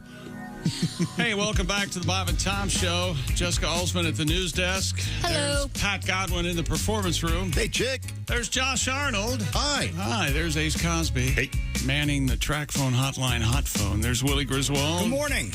I'm Chick McGee, and here's Tom Griswold fiddling with something. Can you leave yourself alone, please? What you got over there, Pop? Just doing some cleanup over here. Oh, we have a special guest joining us momentarily. We're going to talk with Joel Mush from Boise, Idaho. He's winner of Week 5 of the Bob and Tom Pigskin Pick'em competition. I was so close. Here he is now. Do we have Joel on the phone? Oh, hey, Yes. Joel, can you hear me? Say hello. There we go. I can hear you fine. Okay, well, you're going to get to talk with Mr. Chick McGee for the shoe-in of the week. Joel, congratulations. You've got yourself a big green egg mini-max. Well, thank you much. I appreciate it. And you got 15 of 16 games correct, and you won the tiebreaker. So congratulations. Are you a big NFL fan? Somewhat. Okay. A little bird told me you're a Buffalo Bills fan, man. I think this might be your guys' year indeed. Yeah. Oh, I think so. I think Josh Allen will take it there. All right. I think he will. Well, good. Well, right now, the way this show works is Mr. McGee has picked several games where he thinks that the sports analysis of That's those not true at all. in the know. Okay, don't listen to him, Joel. Hi, here. The big game in the NFC East this week. The Dallas Cowpokes visiting the Philadelphia Eagles. Oh, wow. Dallas getting 7 in Philadelphia. Of course, the Eagles, the home favorite there. Who do you like, Dallas or Philly, sir? Well, as much as I would like to say Dallas, I'm going to have to take Philly on the points. No kidding. Well, now Dallas is getting +7, so Philly has to win by more than 7. See, that's the problem. Right. Well, they could. Okay, is that what you're saying? Philly's going to... Okay. Yep. I think they will. I'm thinking the same way, only the exact opposite. I'm taking Dallas +7, Tom. Okay, I think gotcha. Philly wins, but it's going to be a close one, as my mother would say. And then the Kansas City Chiefs hosting the Buffalo Bills. The Bills have waited all year for this one, kids, and the Chiefs are a home dog. They're getting 3 to the Buffalo Bills. As if I have to ask this question, who do you like, Buffalo or Kansas City? Buffalo. Buffalo minus the 3, Tom. I am also taking Buffalo minus the 3. I think they win there at Well, Kansas why don't you City. guys just get married? And then Well, I know. you're already married, aren't you, Joel? Yeah. Yeah, you have that sound in your voice. He really does. It doesn't really matter. No. There you go. Attaboy. And then the Cleveland Browns, Tom's team. The Cleveland, we don't care who our quarterback is as long as we're winning. They host the New England Patriots. Who do you like? And the Patriots are getting 3 in that one. Who do you like, New England or Cleveland? I'm going to have to go with Tom in Cleveland. Oh. That's exactly right. We are going to have to get married. I'll take Cleveland minus the 3 against New England, and that's the shoe in this week, Tom. Thank you very much. Well, Joel, congratulations on winning the Big Green Egg Mini-Max. Yes. You live in beautiful Boise, Idaho. Oh, beautiful part of the my goodness, Very, crisp very air. Oh, man. Are you a skier? Oh, no. There's no good reason to put me on skis. Okay. There you go. Okay, Tom? Yeah, did you physics and skis are just not a good thing for me. How about fishing? Do you like to fish in the beautiful Oh, world? absolutely. Fishing. That's where I made all these wonderful picks, is out in the boat. Oh, how nice. There you go. Now we're talking. What were you throwing? We were doing a little fly fishing, a little bait fishing over in eastern Idaho. Very nice. Did you hear that news story about the guys in Lake Erie near Cleveland, Ohio, that were caught cheating, putting lead weights in the fish for the weigh-in during a walleye competition? As a matter of fact, I did. We talked about that in the boat as well. Yeah, I bet. While you were stuffing fish with lead weights? No, just the walleye fillet. You were paying attention. Now, do you eat the fish that you catch? Yes. Okay. Absolutely. You ever had a shore lunch? That's what I told Jeff I was going to do with the green egg. Oh, nice. Awesome. Take it out there. See, I didn't know that. Well, how cool. Well, Joel, thank you and congratulations. See, we all have to bend to his whim. We've all incorporated shore lunch into our lexicon. I just can't take it anymore. And by the way, we had a lovely boat day over the summer. We got sandwiches from the deli, folks. We do not have a shore lunch. Nothing better. You get some kind of animal fat, big cast iron pan, 2 inches deep, scalding hot, could kill anybody if they stepped in it. And then you put your fish in there. That's you fry them up. Joel, congratulations. You sound like a good guy. Thank you. Did you take your wife fishing with you? No. Of course not. No, that's what I figured. Yeah, you have that sound in your voice. You're very happy about fishing. Scare the fish. I just want to see his Robert Wagner impression. Took one of his sons with him. Hey, Joel, thanks. And I'll urge everybody to enter the contest before tonight, right? Mm-hmm. All right. You can get in for, you won week 5. It'll be week 6, starting this evening in the NFL. Thanks, Joel. Appreciate it. See you, Joel. Happy casting. Oh, I like Joel already. Now it's time to go to my right. You're right. What? Most of the time. I hated that. It was very funny. It was well done, but I hated it. It's Jessica Alsman, and there's a story I picked out just for Josh because it's about your favorite thing, Bigfoot. Pennsylvania authorities are saying that signs warning of Bigfoot that have been posted in some of its state parks are just a hoax. No. According to Penn Live, the official-looking posters say a slew of recent encounters with the cryptozoological creature call for an extra level of caution. Sure. Wesley Robinson from the Pennsylvania Department of Natural Resources said these signs were not posted by the agency. Robinson added, Bigfoot is not real. Well, that's ridiculous. Yeah, you can't say that, man. Right. Local Bigfoot believers say the hoax damages the work that they do. Yeah, well, it absolutely does. It makes light of important scientific research. Josh, I'm looking at one of the signs. This is, first of all, they look completely real. They've got the Department of Conservation and Natural Resources logo, but what really sells it, they're in English and Spanish. Oh, that's funny. Wow, yeah. They really want to make sure everybody is aware. And in Spanish, I can't read the Spanish part, but when it gets to the term Bigfoot, the Bigfoot word is in English. Grande pie, I believe. Yeah, right. I assume that there is there has to be a Spanish version of Bigfoot, right? There's one in every country. Well, the chupacabra is a different cryptozoological creature, but yeah, sure.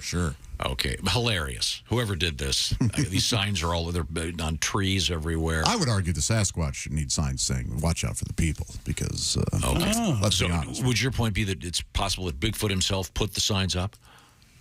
Yes. As a sort of keep people away. Sort of a beware of dog type sign. It'll be like a ruse in order to get the knowing, as smart as Bigfoot is, that knowing that the Department of Conservation will declare it a hoax, thus freeing the Bigfoot. I see what you're doing here. There's a mocking there's a tone. It's no fun. And a definite tone. It's unappreciated. Quite unhelpful. I will say this, and I don't mean to get political, but I just want to say that Bigfoot has spent more time in Pennsylvania than Dr. Oz. What an odd. Unfortunately, I don't know enough about that race to. You know those speeches you give us every week about not being political. I don't know enough about it. Do you think you might want to attend one of those? Yeah. But I will say this to be even, but his opponent looks like his dad is Bigfoot. So there we go. Okay. He's got the weird facial hair going. Why can't we have fun with this? Imagine Bigfoot going to the hardware store, asking where their staplers are that go on trees. That's a good time. It's fun for the whole family. How would you affix poster board to An oak? I just want to see Bigfoot speaking Spanish. Well, what a great touch, whoever did it. That's funny. That is very, very government-like and very funny. What else is happening at the news desk, Jessica? An adult-only event will bring a different brand of entertainment to the Benton County Fairgrounds this month in Arkansas. The Testicle Festival will be up and running October 21st through the 23rd. There will be beer, 14 bands, a wet T-shirt contest, and the Undie 500. Is that right? The Undie 500. Okay. I love it. Undie 500, where competitors race tricycles in their underwear. That's one race you don't want the skid marks to be too visible, huh? A weekend pass costs. There's a concession where they sell the bicycle seats afterward to raise money for charity. It's only going to cost you $19 for those not camping on site. Are they serving up Rocky Mountain oysters and the like? The signature dish is prepackaged, sliced, and breaded bull testicles, yes. More than 1 ton of bull privates will be served over the weekend. Would you eat one? No. No? They're good. They taste just like breaded. Anything that's quite good. Breaded and deep fried. Yes. It could be liver. The ones I've had were pretty bland. There was no. Really? The ones I've had were very flavorful. I loved them. Yeah.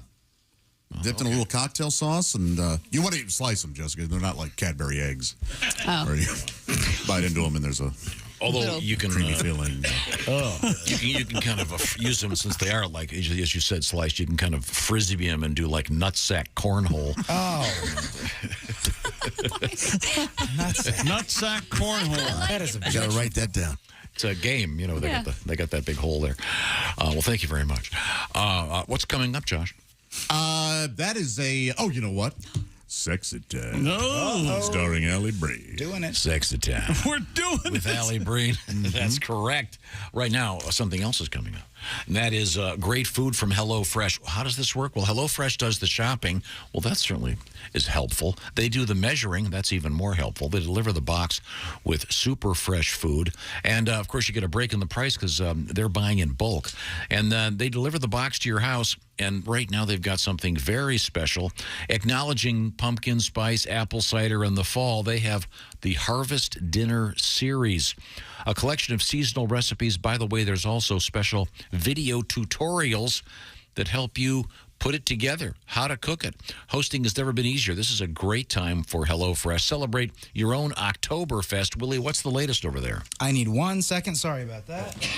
I'll tell you this. I was doing my football picks. One of my favorites from HelloFresh, the bruschetta chicken with mozzarella crust, bacon, mashed potatoes, and broccoli. HelloFresh sends you 10 ingredients. You put them together in 6 easy steps, and in just over a half hour, you have this delicious chicken dinner from our friends at HelloFresh. Here's something new. HelloFresh is now doing vegan recipes made without any animal products of any kind. Every week, there'll be something in the world of vegan. So if that's what you're into, they've got it for you. All kinds of great stuff, including a classic comfort food, things like a spicy coconut curry, to get on to this really exotic, great stuff. Sweet chili tofu bowls. They've got it all from left to right. Check it out, HelloFresh.com/BTShow65. That code BTShow65 is for 65% off plus free shipping. BTShow65, 65% off free shipping at HelloFresh.com/BTShow65. Oh, you got ready for it? Been waiting all week. Ladies and gentlemen, coming up, it's Sexy Time with Allie Breen. This is the Bob and Tom Show. Bob and Tom. 24/7. Oh, yeah. Yeah. You just ruined it. Hey, today's your final day to get in for week 6 of the Bob and Tom Show.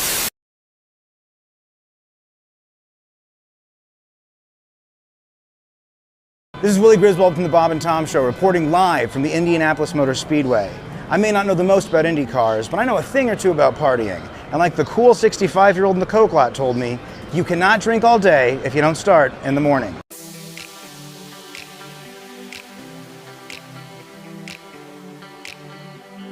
You can smell the Abercrombie cologne, Bud Light, and a little bit of that sweet, stanky weed.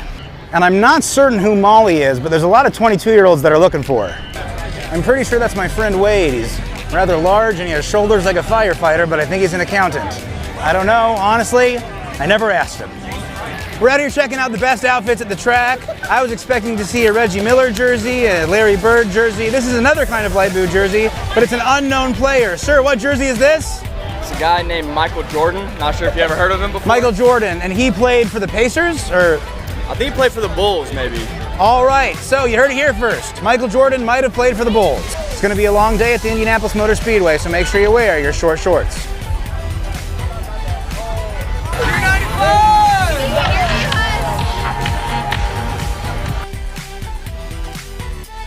The legendary Snake Pit, where they play electronic music, also known as dubstep, also known as the thing that my dad hears when he says, "If this is playing, what are they playing in hell?" Hey, we're here live at the Snake Pit talking to our new friends. Guys, say hello. What's your names? Cole. We got Cole and? Name's also Cole. Cole and Cole, really? That is. Yeah. Really? Okay, watch out, back up. Gold. I don't want to brag, but it looks like we've been coal mining, folks. Okay. Yeah. Two guys named Cole. Coal mining. How old are you guys? 23. 24. How many beers have you had today? 23. About 24.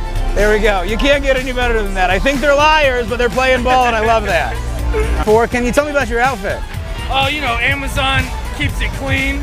And you play some cornhole and somebody cuts your shorts off. That's where it's at. Are you getting a lot of attention from the ladies in those things? Yes. You would believe it. This is May! Woo! It's hard not to look at these young fans and think, never let go of this, you silly idiots. You never know when it's going to get ripped away from you and you have to go work on Sunday.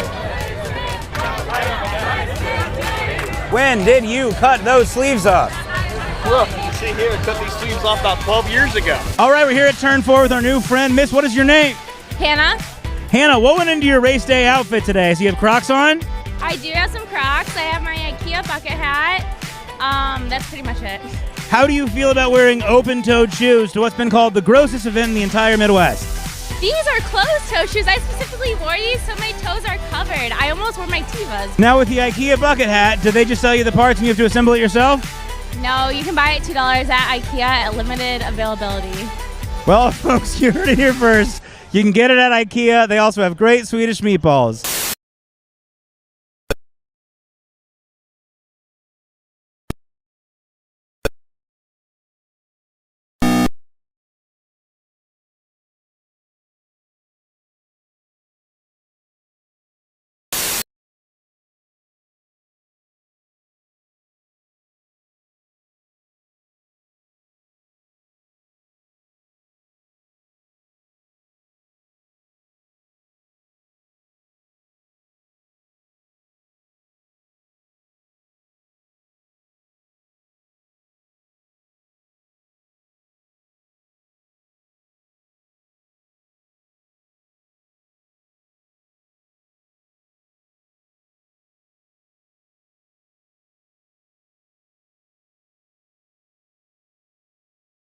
$1976. The place, Miami, Florida. It was Super Bowl 10, and America was celebrating her bicentennial. The national anthem that year was performed by a famous blind entertainer, Tom Sullivan. Let's listen to this rare recording of his pre-game performance. Oh, say, can you see? Mr. Sullivan. What? You're not on the microphone. Take 3 steps forward. Oh, okay. It's this. By the dawn's early light.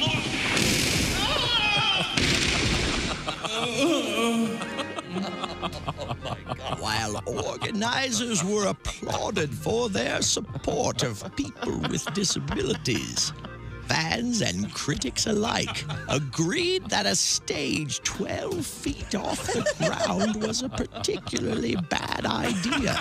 A little help now. This has been great moments in NFL history. Bob and Tom. You can pick your morning radio show, and you can pick your nose, but you can't wipe Bob and Tom on the couch.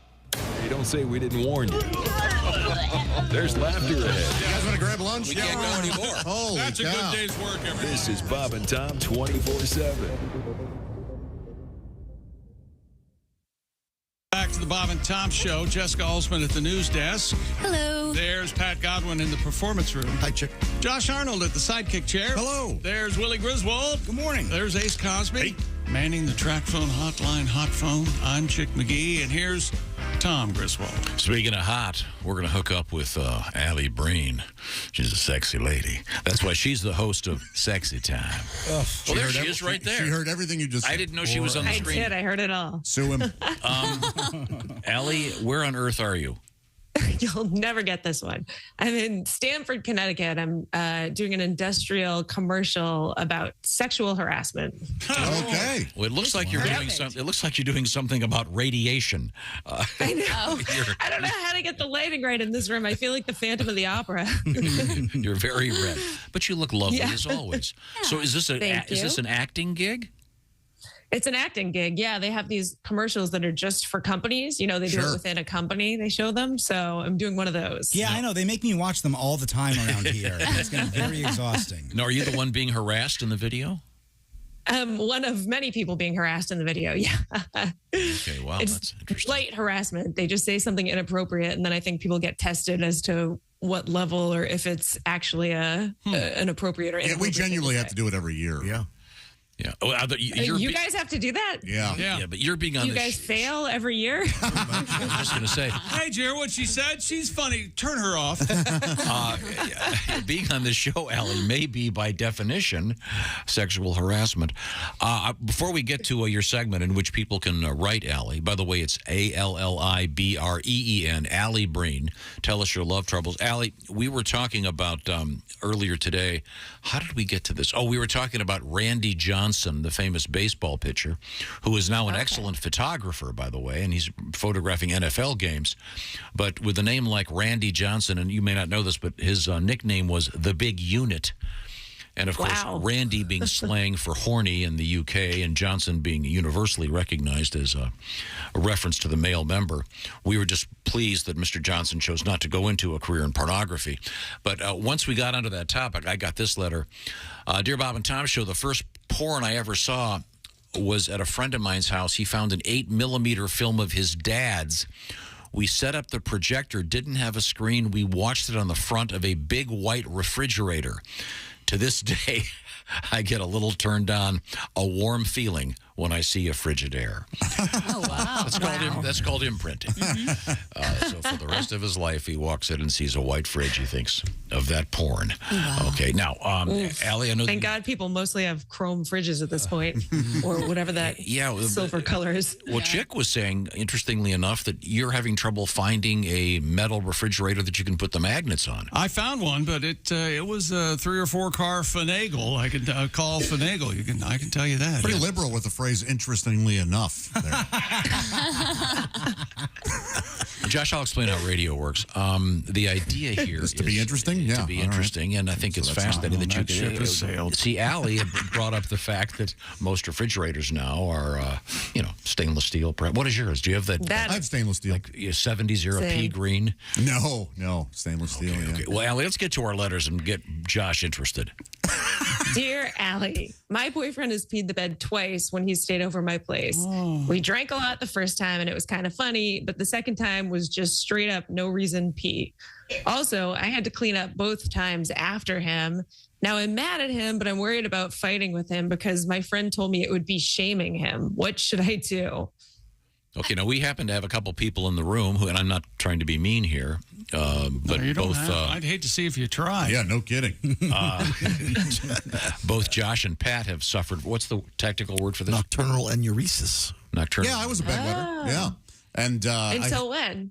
Well, on a regular basis until.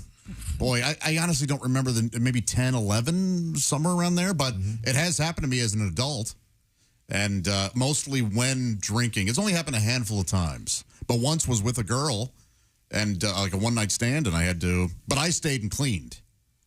Okay. I did her laundry. So this may be a medical issue. So I think she should. Don't you think she should address it in the sort of most sober, kind of nice way and go, "Hey, by the way, I was reading about this. You may want to look into." She should talk to him. Yeah, there's no reason to get mad at him. You can get mad at him for not wanting to clean it up, though. I think that's fair. Yeah. Like, there's no point in acting like it didn't happen. You're like, hey, Right. this happens. I understand. But, like, don't just expect me to take care of it because I'm not your mommy. Yep. You know what I mean? Like, I'm not, you're not 7. By the way, you had a nightmare. By the way, the you thing need about not wanting to be comforted. somebody's mommy, Excuse me. I don't know if they have a thing about it or not. Just now, there's a truck driver somewhere. When you said, "I'm not your mommy," has to pull over right now and take care of business. That was very sexy. Yeah. I don't know, Allie. What do you think? I'm with Jessica on this. She shouldn't get mad at him, but I think she should be like, hey, stay and clean this up if you're going to do this consistently. It's probably your issue to clean. I would imagine a talk with a medical professional would be in order. I don't know anything about this, but if he doesn't offer to help clean, Well, that's then an you issue. can shame him after that. Just know that typically shaming him will cause him to do it more often. Mm-hmm. And she could just make the bed with like those Gallagher tarps that they used to put over crowds. Just put full plastic on the bed. There are Big Daddy, he puts down newspapers for the kid that keeps peeing the bed. Again, none of this will help. I would recommend a medical professional, frankly. Get him a diaper Probably with the like better choice. Transformers on there. That could be that's fun. cool, yeah. Oh yeah, those pull-ups. Do they make cool adult diapers with like logos and stuff? Oh, like your favorite team logo, or that'd be fun. I'm serious. Yeah, I know. Because adult diapers are funny until you need them. Right. I'm not there Well, people yet. would actually wear those 2 games, I bet. Yeah. So that they could pregame without going. You'd have a bunch of guys wearing, Cowboys diapers all day. Right. That's true. They wouldn't have to get up to go to the bathroom. Yeah, it's a Pacers diaper, but in another way, it's a Piston diaper. Piston shorts. Allie, I can bring Willie into this. He probably doesn't remember this, but I am of the age in which I had children when they sort of the era they invented the swimming diaper. In other words, they were special diapers designed to go in the pool. That seems impossible. Well, no, but it was a really cool design. Because prior to that, if a kid went to a swimming pool in a diaper, it would kind of blow up. So this company developed these diapers designed to be for little kids to go swimming. But in the beginning, and I'm sure someone out there remembers this, they were all the same. It was a 2-tone. So it looked like you had this swim team of 2-year-olds all wearing identical. All wearing these identical diapers, running around the pool. Hilarious. They now have several brands. But let's get back to it. Allie Breen, it's sexy time. What else you got? Dear Allie, I recently had a colonoscopy. The nurse had striking gravitas and was very generous and kind and so easy and fun to talk to. Very cute and age appropriate. Is it okay to go back and ask her to coffee? Sure. Yeah, why not? I kind of don't know what the term striking gravitas means, but... he means professional, spoke with... No, I think performed with... Perform the colonoscopy with gravitas is what I would think. That's how you would want it to be. Yeah, but you don't want the guy going, okay, the airplane's coming toward the hangar. Got it in the hole. What about if you say, oh, yeah, while she's doing that? Is that a problem? Or? Are you going to do this the mature way and just go back to the hospital? Or are you going to do this like if it were Joey from Friends and break your back or get another injury so you can go back and get the same nurse? Oh, What's there your you plan go. here, Yeah, sir? yeah. That's my question. No, go ask her for coffee. Yeah, you have every... Yeah, do it. Go back. I know what you should do. You've had a colonoscopy, right, Josh? Yeah. And they give you the photographs? Right. Go back there and ask her if she can give you some wallet size and then give her one. That's kind of funny. And then give her one. All right, I would just... They give you pictures of your colonoscopy? Yeah. Sign it for her. Wow. Well, now they're digital, but... Right. Yeah, but you have to pay for them. Otherwise, there's a little watermark on there, and it just looks terrible. Yeah. I took mine to FedEx, and they blew them up for me. But by the way, it's super important to get your colonoscopy, ladies and gentlemen. But yeah, I think it's cool. Sure. So, Willie, you think you should actually physically go back to the facility? No, I'm just saying that's how you do it in a sitcom. But I mean, should he phone up the facility and say, hey, can I talk to... Rachel or whatever her name. This is a delicate situation because you don't want to call because then you could look like a weirdo. Plus, you're calling her at work. Yes. Well, you're also But how do you show up at work? Yeah, showing up at work gracefully? is even more. You just go and ask whoever's working that desk and maybe try to find out if she's even single and find out some info about her. Sure, snoop. That's the way to That's go. always good. Because Or what you if can do went in something and you were really funny. presumptuous. She goes, I don't wear my rings during the procedure because hello. Yeah, that makes sense. Yeah. You could say, hey, by the way, I lost my Ray-Bans. Were they up my ass when you were looking in there? So you're going to ask her. No, just get a good 2 weeks to 21 days to try to stalk her and find out what she's about. Yeah, go park in the parking lot. That's follow right. her home. Couple car lengths in front of you. Exactly. Cover car. This is a tricky. I don't know how you Front would and follow. It's a I have tricky no idea. situation. I honestly think I would walk in and go, hey, I'm so sorry. I know you're at work, but I wanted to, I had a good time with you the other couple weeks ago or whatever. I'd love to take you for coffee if you're interested. If not, no worries. By the way, Go out with me, I'm going to kill myself. for what it's worth, the great singer and songwriter Kenny Loggins, I believe it was his second wife. He met her when she was giving him a what is it called? A high colonic. Oh, colonic. I've had one of those. There is not a story that has been told that you can't ruin with another story. It's amazing. I love Kenny Loggins. Well, you're the one. Many people He have had his enjoyed day, certainly. His day continues. He's a great singer. I don't think that's true at all. They were trying to release him of some logins. Yeah. During that colonoscopy. Or during that. The comedian speaks. Yeah. Logins. I would hope so. Let's get back. Do we have another letter over there, Allie? I do, but first I have a little reveal on this one. Whoever is giving the best advice, it'll be taken because that was our friend Kostaki who wrote that one in. Oh, wow. Yeah.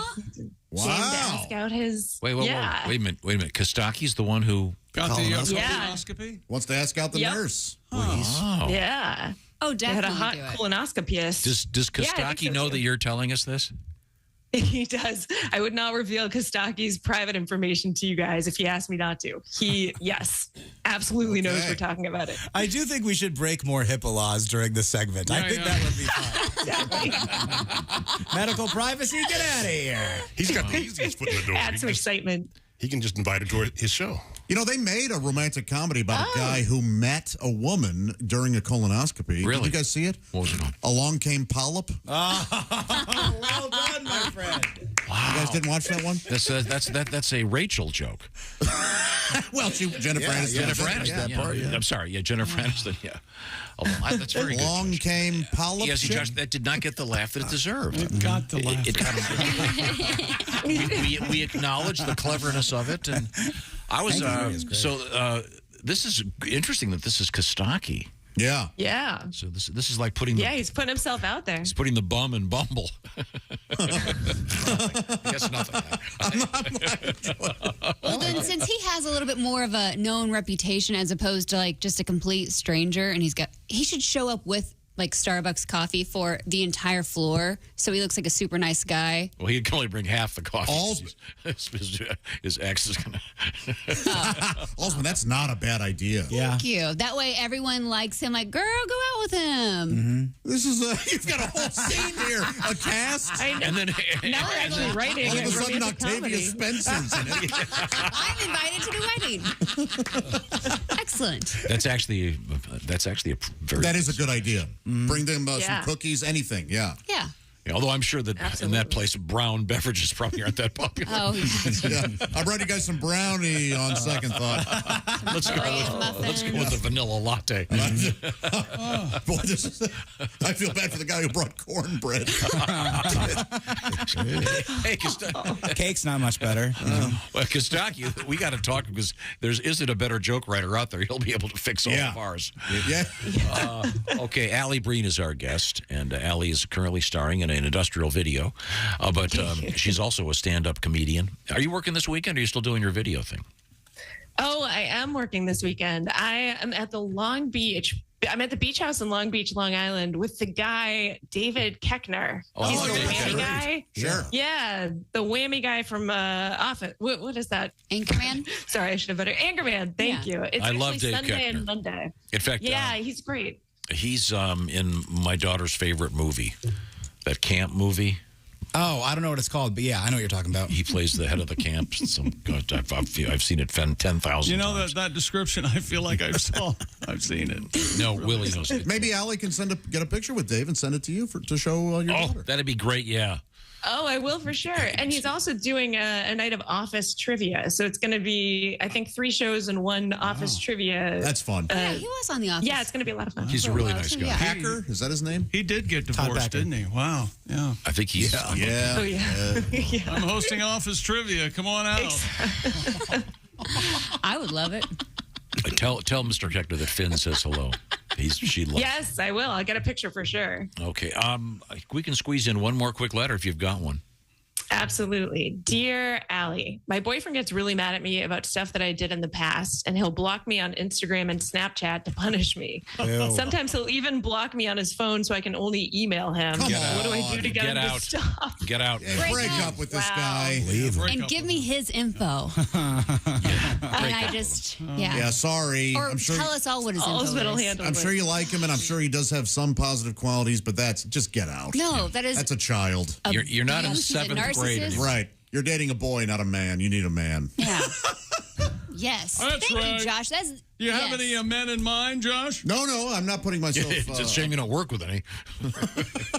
That's true. Ace. we're not men, are we? Very soft hands. Look at these.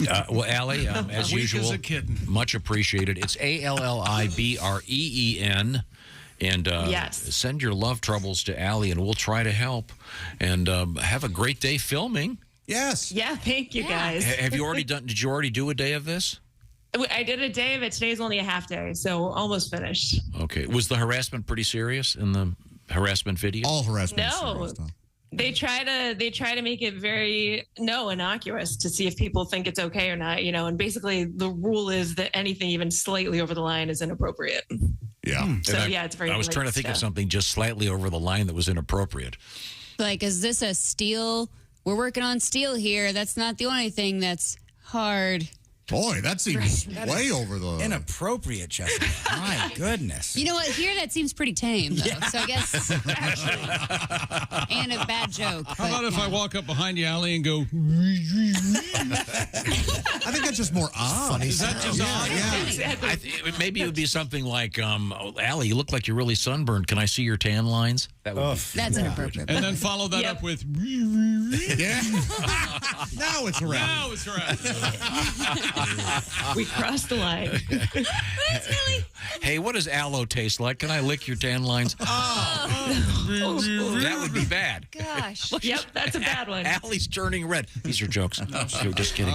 Thanks, Allie. Thanks, guys. Say hi to Dave Keckner for us. Right now, speaking of love and sex. I have a picture with me and Keckner. I'll give it to you. You can give it to Finn. Or which one was it? Finn, yeah, she loves it. What's the movie? It's the summer camp movie that she loves. It's like a religious summer camp. They're having fun in there, singing about the Lord. Yeah. Porky's 4. Christopher Lloyd in Camp Nowhere. That was a good bad. one. but- They really pivoted. Porky's 4. What's that movie about? Meatballs. It's a more recent movie. What's that really funny one about a camp? Oh, Schindler's List. No. Oh, see, now you've just ruined everything. I was so excited to say Wet Hot American Summer. Like a fool over here. Thank you. Stop it, Josh. Okay. Well, no one did mention the fact that Kostaki was turned on while having. It didn't say he was turned on. He may have been under. He said he was attracted to the technician. Who was playing with his butt. She wasn't. Excuse me, Stacy. You know, I really enjoyed when you were playing with my butt. You know, the speech you said about a boy and a man. I think we got another boy. Oh, I don't deny that. Right now, though, you can be a man, and or you can be a lady and check out Steven Singer Jewelers. Would you play with my butt if I gave you a ring? Would that be all right?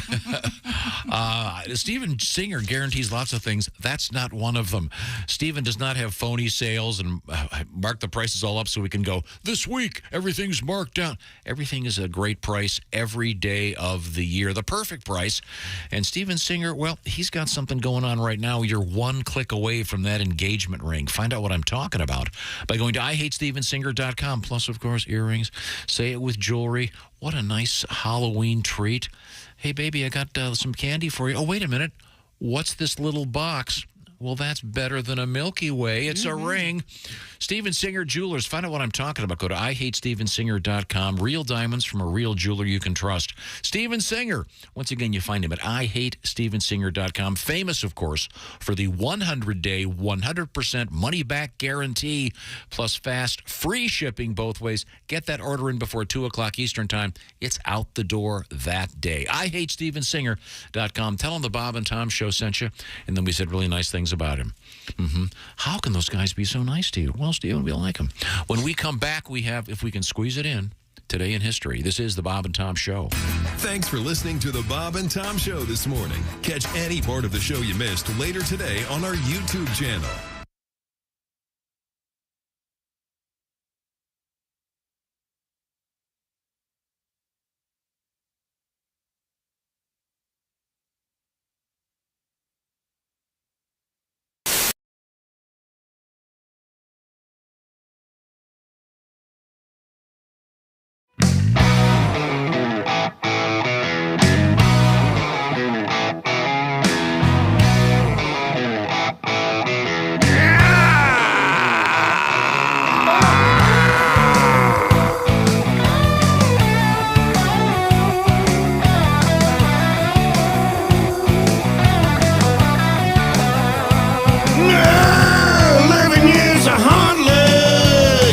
Working for Randy from Illinois, yeah, all the way to security. My work was on point every day, but still the same old song. Long came my evaluation saying everything I did was wrong. Now I drive a compact. I should have learned a trade. I ain't got no money. I'm working for minimum wage.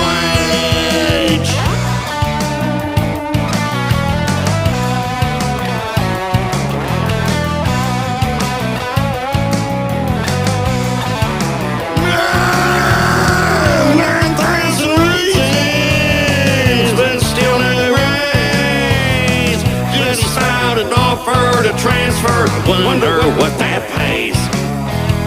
They're gonna take me to California, gonna put me in HR.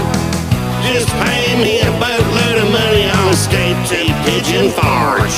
Swear to God, now I drive a compact. I should've learned a trade. I ain't got no money. I'm working for minimum wage.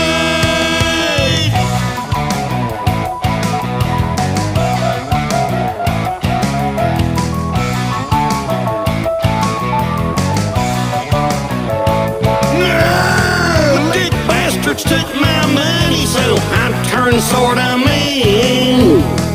Went from calling him a puss to breaking the vending machine. I keep doing my job, and I want Randy to know there'll be a time when I own his company, just need my boat to be sold. Still drive a compact, but now it needs new brakes. I ain't going nowhere. I'm working for minimum wage. Minimum wage. I hate minimum wage.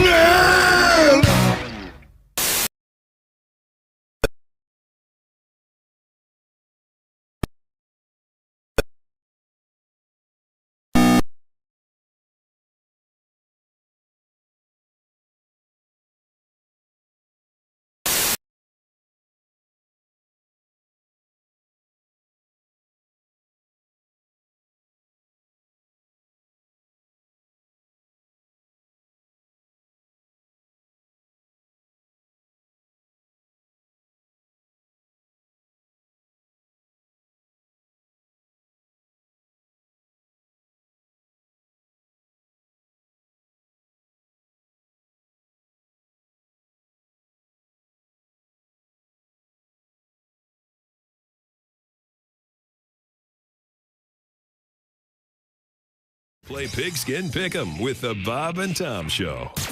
You're listening to Bob and Tom 24/7. You're so weird.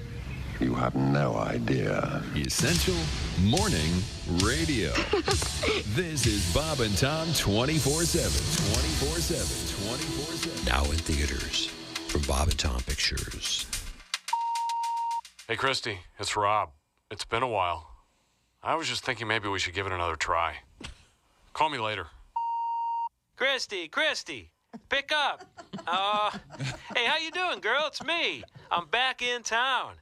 Man, the West Coast sucked. Oh, come on, give me a call. Hi, Christy. Hey, it's me. Remember me? Hey, I was looking at some old pictures of that time back in Tuscaloosa. When, I'm sure you remember. I'll call me. From Bob and Tom Pictures, Christy Lee stars in The X-Men. Hey, Christy, it's your favorite drummer. I'm in town playing for a new band called Saber. Call me. Hey, Christy, it's me, Donnie Baker. Hey, I was cleaning out the boat, and I found a pair of your, anyways, I think they're yours. Can we try it again, man? I got the motor fixed. I swear to God it works better. You ain't gonna have to row or nothing this time. On my pager. Christy Lee's X-Men, now showing every other weekend and Wednesdays if she's not too busy. Good morning, sunshine. Bob and Tom 24/7. 24/7. 24/7. What'd you do, dog? So I screwed up. You know how too many times I say the wrong thing? Yeah, right. Well, Kathy's into this mail order stuff again. Right. Yeah. She's into this big time. I came home the other day. There was a case of breast enlargement cream on the kitchen table. There was? Breast enlargement cream? Yeah, sitting right there on the table. I said, what the hell is this for? She said she rubs it on her breasts. They get bigger. I said, just use toilet paper. It's been working on your butt for 8 years. Oh, that was a beautiful I have a sexual fantasy associated with the earthquake. Go. All right, woke chick up. In my fantasy, I am making love to this woman. Yeah. And then all of a sudden, she feels the earth move beneath her. Ah, yes. And then she rolls over on top of me and shields me from debris. Safety first, everybody. Safety first. Hi, this is Dr. Will Miller, and you're listening to Bob and Tom 24/7, which begs the question. About 10 minutes. Hey, welcome back to the Bob and Tom Show. That's Jessica Alsman at the news desk. Hey. There's Pat Godwin in the performance room. Hello, chick. There's Josh Arnold at the sidekick chair. Hello. There's Ace Cosby manning the track phone hotline hot phone. There's Willie Griswold. What's up? I'm Chick McGee, and here's Tom Griswold. Pat Godwin, how's your album doing, Pat? It's doing pretty good. I'm at number 10 now. Okay, on the Top 10, baby. On the charts. Very nice. And this is an album that'll be picking up steam because it's all about the holiday season. It's called Christmas Bonus. It's got legs, as they say. And the bonus, of course, songs about other things like, say, Hanukkah or Thanksgiving or Halloween. And we have a video out there, too. Oh, is the video out? Yeah, Divorce Guy Halloween. I know that Noah's amazing. Mr. Haller did a great job on that. Noah Haler, but my phone likes to call him Haller. Oh. But I think Haller's probably closer to being accurate. I thought it was Holler. I have no idea. He's in the other room. I hope. Okay. You just call him Noah, the guy with the beard. Yeah, the movie I was trying to think of with Dave Koechner is called A Week Away. Well, thank goodness we know that now. A week away, a week away. A week away, a week away. What a weird song that is. Great tune, but weird. Time now for what, Chick McGee? Today in history. Here's Tom with Today in History. Tom, what number is it? Today's the 13th of October. Well done, my friend. Almost Friday the 13th. And we had an interesting thing yesterday. This is a test, Alsey. This is just a test. The White House wasn't always called the White House. The name was changed because the original name sounded a bit lofty. It was Honky Hut. It was a mansion, right? Yes. Called Masters James. It was called... Was it just the president's mansion? Think of the three parts of government. You got legislative. Executive mansion. It was the executive mansion. The cornerstone was laid for the White House in 1792. Is that cornerstone, did it survive the fire and was incorporated in the original? Or in the new? Fair question. But famously, of course, in that what's the word I'm looking for? In that geographical space, also laid Kennedy, Clinton for sure, Nixon probably not. They got laid there. Obama, I'm supposing probably. I'm not sure what the rest. They seem to have a healthy marriage. Anybody else? I think Bush had a good time. He's kind of goofy. You think Bush had a good time? Oh, sure. And Laura, I'm sure, had a healthy marriage. Let's see. 2010, Chilean miners rescued after 69 days underground. Those poor kids. Well, they were ready to let him out after 68, but they wanted it to be funnier because it was such a heavy time. Yes, yeah. The one guy stayed down because both his girlfriend and wife were waiting for him. Yikes. Let's see. In 2016, the great Bob Dylan got the Nobel Prize for Literature, which is like giving a pizza place an award for cooking great steaks. Happy birthday, Lenny Bruce. No longer with us, sadly. Bassist Ray Brown. Paul Simon, born on this date in 1941. Don't call him Artie's little buddy. He hates that. Call him out. You can call him out. Very, very, very good. And happy birthday, Jerry Jones, 1942. Mr. Jones, of course. That's right. Jerry Jones. He's the coach. He likes that. He likes that glory hole. Oh, that's right. Yeah. Drilling oil. We always say the glory hole. 1962, the birthday of the great Jerry Rice. 20 seasons in the NFL. Yeah, whatever. All right, now. Things you missed today on the Bob and Tom Show. Tom opened the show with Baby. I hope you remember that, Tom. Do you remember that? Saying that today? Very, very lustful baby. Willie Griswold's alarm clock woke up 5 minutes before his alarm would have gotten him up, so he just got up. Yeah, I'm just a sleepy boy today. I'm so sleepy. Tom went through self-check at CVS, and he's tried buying an out-of-date power bar, and the computer would not let him, and Tom was fascinated. I didn't know it was out of date. I'm glad they didn't sell it to me. Good for them. Tom's enjoying male singers right now. Specifically, the association. But listen to a lot of association, like this one, for example. Here we go. Goodbye, Columbus. Okay, maybe not that one. You only listen to that if you have a dark secret. That is bad.